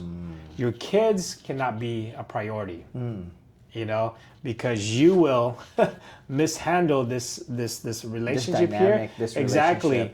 And if this doesn't work, if your husband and wife doesn't work, this also may not work later. True, yeah. So they will follow suit if you guys are, showing each other love and, care and comfort and all that stuff. Well, it's like God, Father, Mother, kids, right? Yeah. Is where that's the natural order of things. Yeah, but that's you always want to keep God first, and then your spouse, and then your family. Yes. And so it has to be in that order. Right. Again, same thing. It's like you're satisfying your wife. Right. If that is your priority, guess what happens? Now. Because she has her own needs as well. Yeah, they have different mood and stuff like that. Yeah. You have, depending on, their mood, you got to be a certain way. I'm not saying that's what I'm saying about like. It's just natural. It's just it's just natural. The way. That's just the way it goes. Yeah. Cut out whatever you need to cut out if. Exactly. But I mean, and it's real talk, because she's, I think, from what I can see at least, right? She's what allows you to really be the best that you could be. For right? sure. Handling all the contractors, finding the deals, right? Fixing stuff, in the business. It helps me focus knowing that home is taken care of. Not saying that, that's all no, it's not that. It's like having that peace of mind that I can just focus on work. Right. But we don't have to tell each other those things. Yeah. Hey, you gotta go get the kids. Oh, hey, you gotta, feed them. Right. You just know because we know each other's role. Yeah. Yeah. But you've been blessed in that way. Yeah, for sure. But it's always work. Yeah. It's not, it's relationship not is always like a walk in the park or, bro. Or assume that, Yeah. It's work every day. You know what I mean? The good thing is like, you can kind of feel that energy. When you feel that energy, you know what you need to change, what you need to do to make sure that the energy on that part too is positive. Right. And then you get to pivot. Yeah, exactly. Yeah. And so, but we know each other's, emotions and needs and wants and all that stuff. So, but again, it's always work in progress. There's never an end. That's with any relationship, business, spouse, kids. It's a constant work in progress. That's so awesome, yeah, it's man. never. Shout out, Hez. Yeah, girl. So let's switch gears, man. Yeah. Because now I want to kind of go into like the business side of things, right? Because I know that for every flip that you do, there's almost like a Borja signature. Borja signature. Yeah. And so, what's that detail that you go into, like when you're looking at a property? Is there like a certain criteria, or do you go by feel, or is it more like an art that you do where it's like, okay, now, I see this? Obviously, we all have our own niche as far as what type of property we like. But I think for me, it's just, what's the return? That's the biggest thing. Okay. Flipping is about, flipping houses. Yeah, it's all about making money. Yeah. You know what I mean? But how you make money, right, is how you present this house and provide, and package qualities, of this house for the next buyer. You don't just go in and, rehab this house. You got to add some love into it. Yeah. You know what I mean? Part of that is trying to be in the buyer's mind. How would they love this house? What are the details? What are the what are the finishes? Right. How would this floor plan work for that family? I've been through a few of your projects. Yeah. I mean, flipping Filipino Fridays. Shout out. And one thing that I noticed is that there's always a certain flow to the floor plan, right? Yeah. Yeah. But it's again, open. Everyone loves that open concept, but it's just like it's in the detail. Like I always try to look in kind of like as an agent, you know, we look in the buyer's eyes when we're walking into a house. Yeah. How should this flow? Where should we be hanging out? How do I see our family living? Is this a man cave, or is this going to be where people just exactly, whatever, those kind of things. So you got to think about those things. That's what I'm saying about adding love to it. It's not, the money will follow if your mind is all about that end buyer. Right. And so but that's how I look at when I look at properties and projects. That's what I look first. First, it's again, I have this target. Yeah. But how do I get that target? Is by being in the buyer's shoe. Yeah. Being in the buyer's mind. And adding that value. Exactly. And so all this other stuff will come. As long as you put that love into it. Yeah, if you take care of the front side. Exactly. There's no like specific project, or specific. Yeah, of course you have easy ones. You have the ramblers. You have tough ones. Yeah. That you're trying to expand the downstairs. You're trying to create a ADU or that kind of stuff. I mean, that has a lot more time and effort and just headache. But but that's what I'm saying. It's like, is it worth it? You have to look at it from that point. Yeah. And then work backwards. What are you trying to accomplish? What do you just work backwards. You work backwards. Yeah. So you have a final goal. You reverse engineer it. Reverse engineer that sucker. Okay. But then part of that reverse engineering is about so once you get at the end of that reverse engineering is about, thinking about the end buyers. What do they want? How are they going to feel when they see this house? That's huge, man. You know what I mean? So you have to add those things.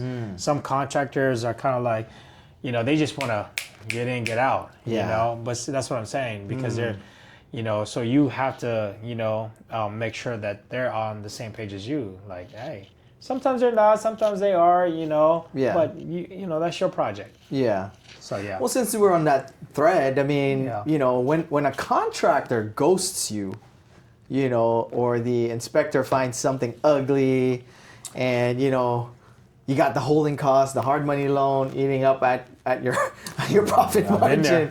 You know what I mean?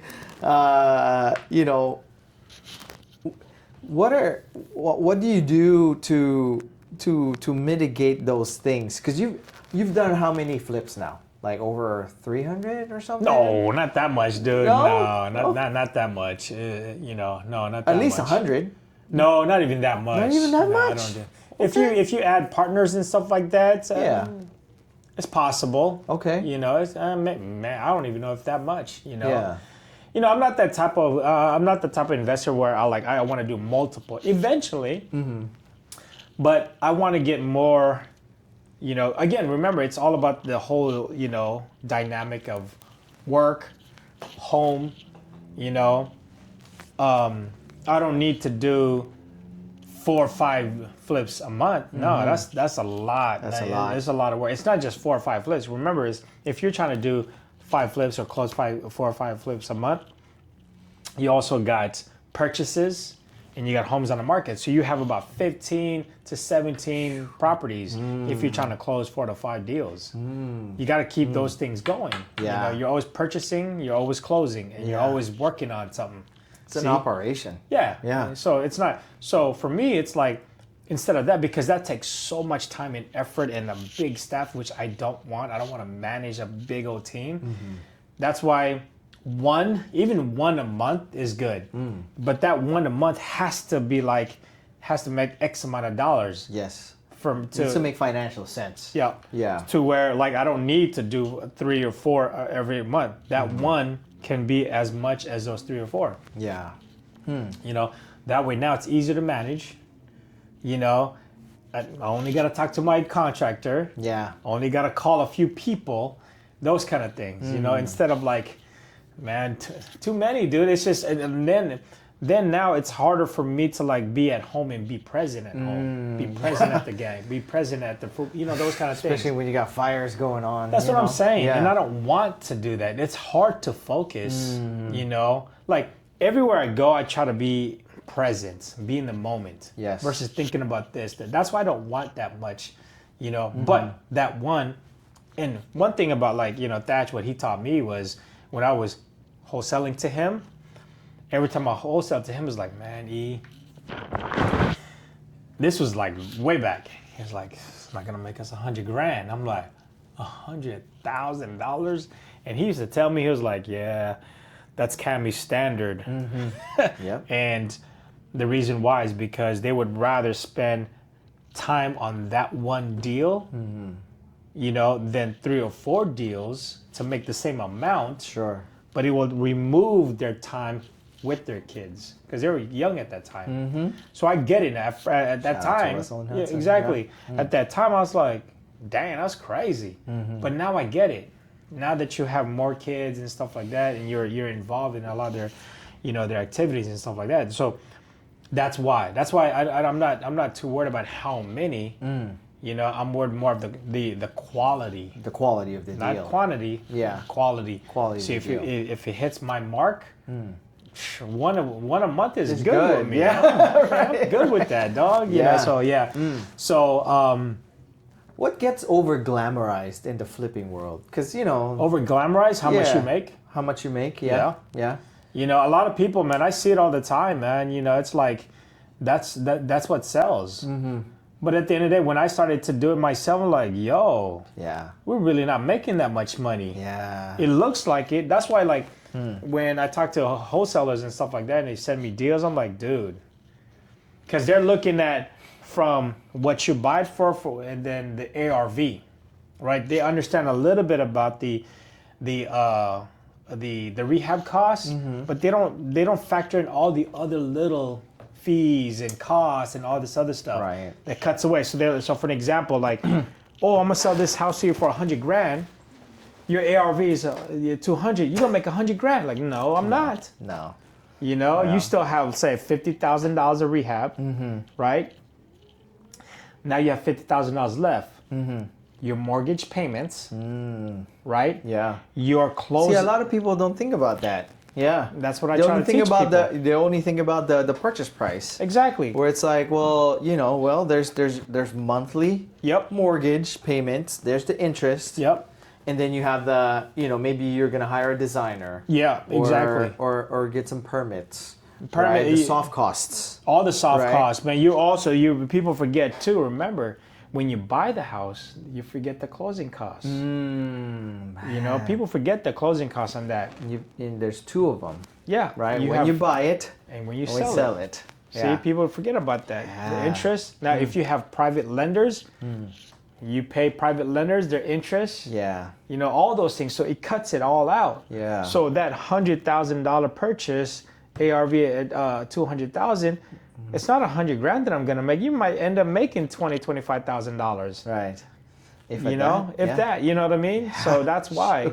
So you have to that's why it's much, much tougher to find those deals. And I'm okay with that because I'd rather find those deals that I can spend time on and make me that good return than I can still hang out and be present at those games, at those activities. That's awesome. What people don't, I'm telling you, this is one thing that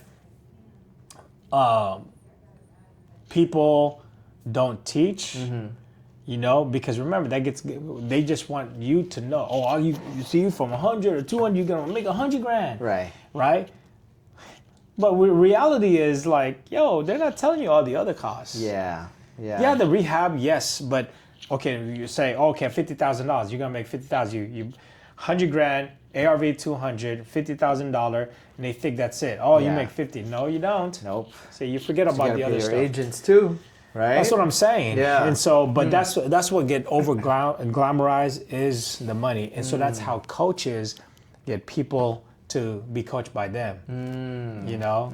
But then all of a sudden it's like, dude, that's tough. It's hard, you know? So I think that's what gets over-glamorized. Yeah. You know, our market right now, it seems like it's about to turn around. Yeah. You know, because we've kind of been on sort of like a transaction recession.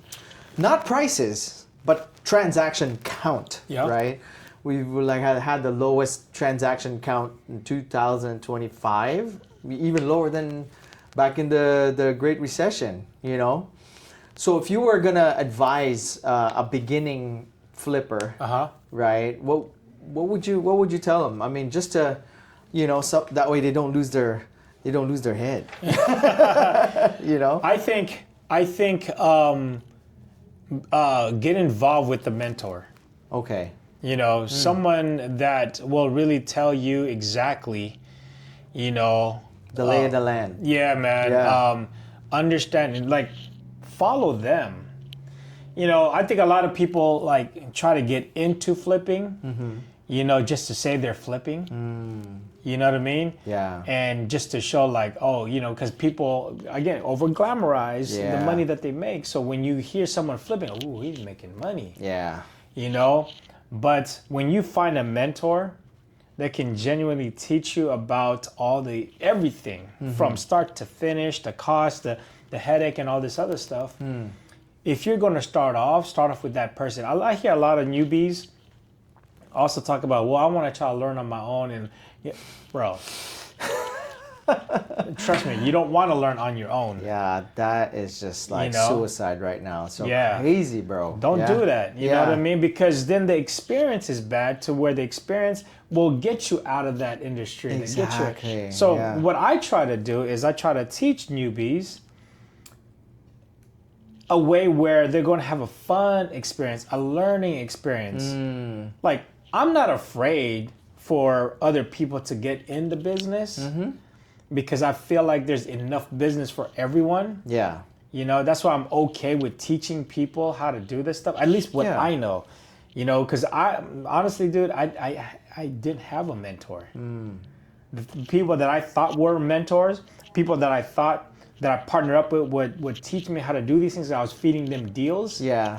Nah. No. They didn't, man. Wow. And that's the sad part about you know, this industry. And it sucks, you know, because that was the promise that they made. You know, and then when you're starting to learn the ropes a little bit, and they're not even really teaching you, they're just doing it. You know? Yeah. But they give you enough, you know, to keep feeding them deals, but not enough for you to go off on your own. Yeah. And then when you are on your own, when you try to call them back, they act like they don't know you no more. Wow. It's crazy. That right there motivates me. Again, my protective instincts, you know, comes out when I'm teaching newbies or anybody that wants to learn about flipping. I don't know everything, but I think I know enough to minimize your your heartache, you know? And so for me, if anybody comes and reach out to me, I will tell you exactly everything, you know? That's it, man. I'm not, you know, it's not, because I know I've been there. Yeah. I've been, you know, that guy where it's like I felt like I was on an island, not knowing what to do. Again, it's a lonely business, It man. is, man. Yeah. It could be a lonely business, especially if you're, you know, headstrong and you're trying to do everything by yourself. And that, man, I'm telling you, man, that's just like. And it's, I'm sure there's people. I hope, but you know, that there's people out there that, you know, have this mentality of always helping. You know, but sometimes, you know, with that help, they cost. Yeah. People try to charge. I mean, I don't charge anybody, you know. Yeah. But again, I'm not that guru or anything like that, you know. But again, it's because I've been there. You have guru experience, but you don't market yourself as a guru. No. But I'm always, man. People reach out to me, man. I'm gonna tell you. Right. You know, I'm not gonna shut you out. You know, I'm not. Yeah. Again, I just don't want people to feel that loneliness, feel that like fear of like, man, I'm stuck. I don't know what to do. Yeah. Man, reach out. I got you. Nice. You know what I mean? One of your, you know, one of our, I wouldn't call her your student, but she's one of the agents that, you know, would go in the group. Yeah. And Filipino Friday, right? She has one in Bellevue right now. You know, do you know what I'm talking about? I think so. Yeah. So she has a flip right now on in Bellevue. Okay. So, you know, it works. Yeah. You know, what you teach works. Yeah. You know, so I mean, but I would say this though. Yeah. Let me know prior to you jumping into it, because I've had people that's been in the group that jump into it, and they call me later because it's like it's not working out. Oh, yeah. So I want to help underwrite the deal. Okay. You know, that way you're not stuck in the middle of the deal, not knowing that's like, oh shoot, I'm gonna be you're like red. knee deep into it exactly. already. Yeah. So okay. Yeah, I've had several people do that, but man, you know, it is what it is. You know, again, but I want people to know, like, I'm not gonna judge you. I'm not, you know, gonna criticize or like. It is what it is. Where we at? Let's figure out how we can find a solution to get you out of that. You know. That's awesome, man. Yeah. Is there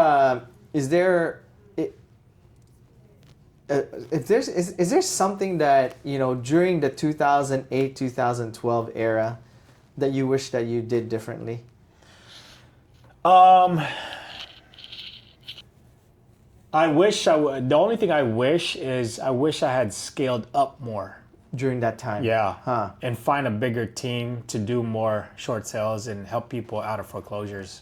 Oh. You know, because I felt like I could have done more. And there was a lot of people needing that help, but there was a lot of people that were trying to be negotiators where, again, it was more of the numbers that they were doing versus the quality of work they were doing. And so I've heard some people doing short sales and they weren't getting the deficiency waived, the short payoff waived.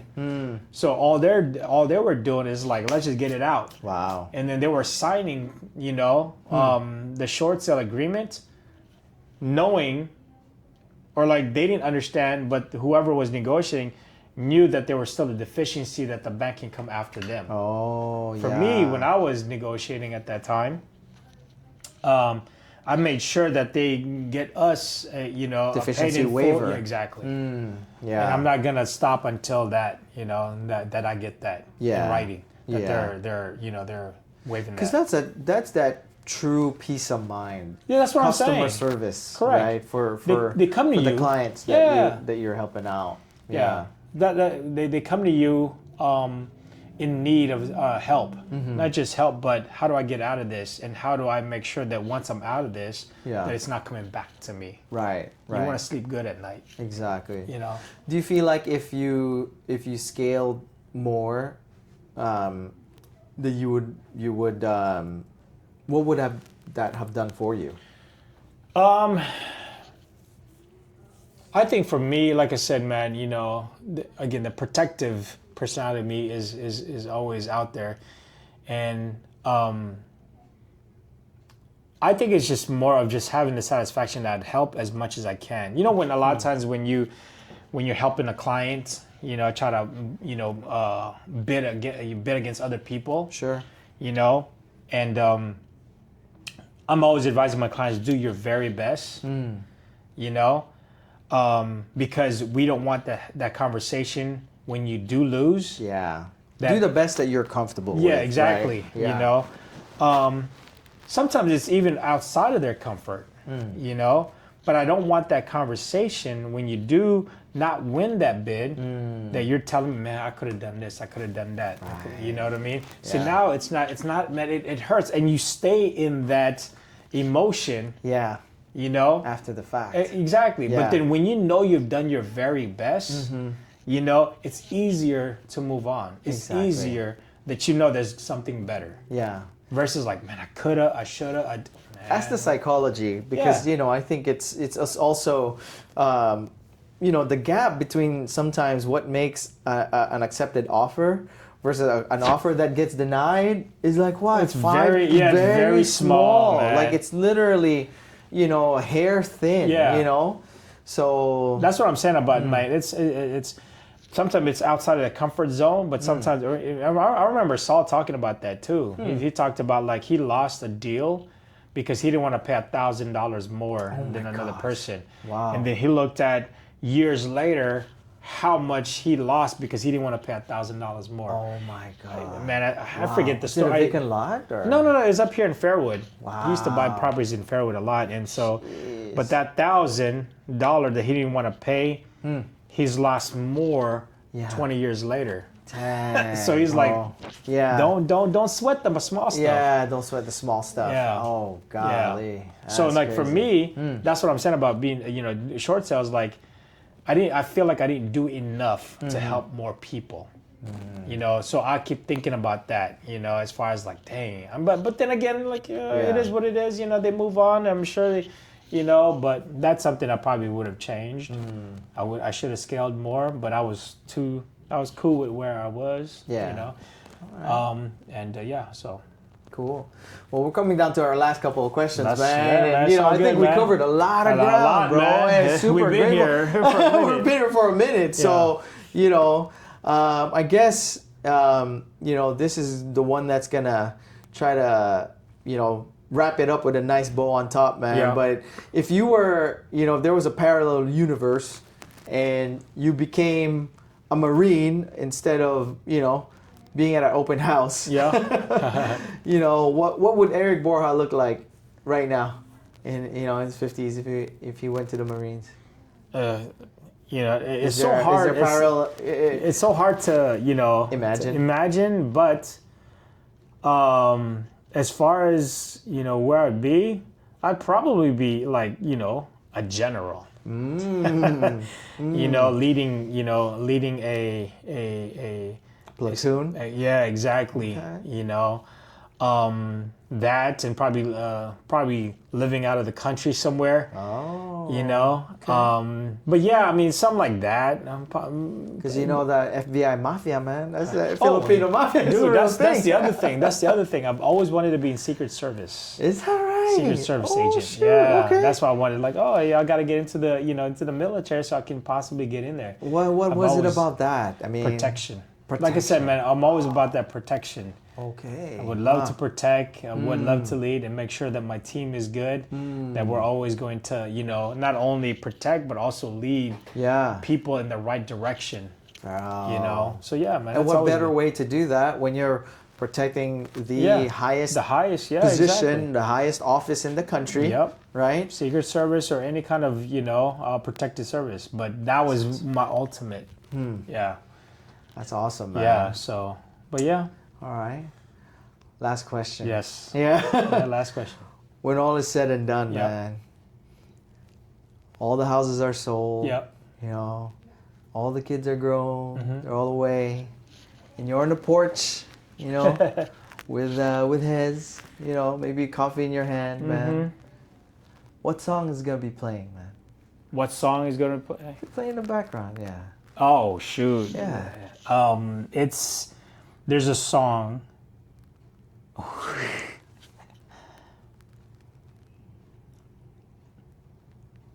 Boy, that one got me. Whoa. Whew. Hold up.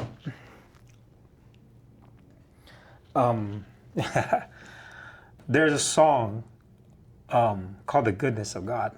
Oh. And my daughter sang it and surprised me with it on her 18th birthday. Yeah. Mariah sang it for you? She knew I loved that song. Wow. Yeah. So that right there, that would be playing.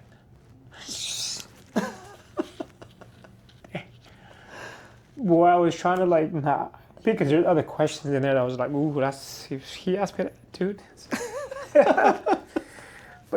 But I didn't even know you were gonna ask that question. Oh, dang. But yeah, that's it. What was it The about goodness that of God. song? Yeah, what Man, was it about that song? Dude, just That really everything. hits it. Yeah, it just, oh man. When you first hit that, when did you first hear that song? I was working out in my gym one day. This was during COVID too. And that pulled up, it just came on, usually since COVID, I just work out of my gym. I started to have a routine of listening to sermons every morning. I have five pastors I listen to every day. And so, but after, if I'm, there's sermons about 45 to an hour long, and I'm in the gym working out, maybe an hour 15, an hour 30. But I create a routine where every day I'm listening while I'm working out. It starts off my day right. But after the sermon, then I just start to, listen to, Christian music, but that right there that's the one. Wow. That and another one called One More Day, Oh. So, but that would be the one because, shoot, if it wasn't for God, dude. Dang. But those words in those songs just resonates, and, but that song that my daughter sang, that's the one I would, for real. Oh man, I hate you, bro. but that one, yeah, bro, Yeah. that's the one. That's the one, huh? Yeah, man, Yeah. God is good, dude. As much as, we go through a lot of challenges, big or small, Yeah. good or bad. Shoot, there's That's a what reason. gets you through? Yeah. That's that what gets you through? Yeah. But dude, like I said, we're not perfect, but we're progressing. Yes. And part of the progression is knowing that God has your back, regardless of if you're in with Him 100% or 1%. He got your back. So, but yeah, man. Is it just is that song symbolic of the overwhelming feeling of God really just looking out for you and protecting you and loving you? It is, man. Yeah. It is, dude. There's moments where it hits you more, depending on where you are in your life or what you're going through. But that right there, I even can listen to that when things are good and when things are bad. That's what I'm saying. That's why it's like such a dude. It hits me good. You know what I mean? But why was it that when Mariah sang it for you, like what was it about that moment that? Now you get me again.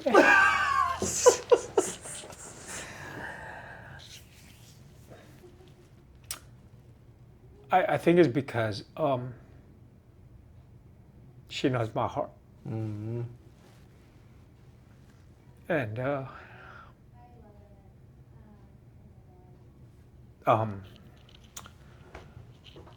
see how you pour into her, man. And she gives you right back. Yeah. But I think also too that I feel like she's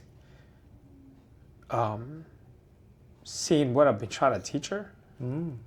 That's what gets me. So but you never know, but you do what you can to be an example. And that right there, when she saying that, it gave me this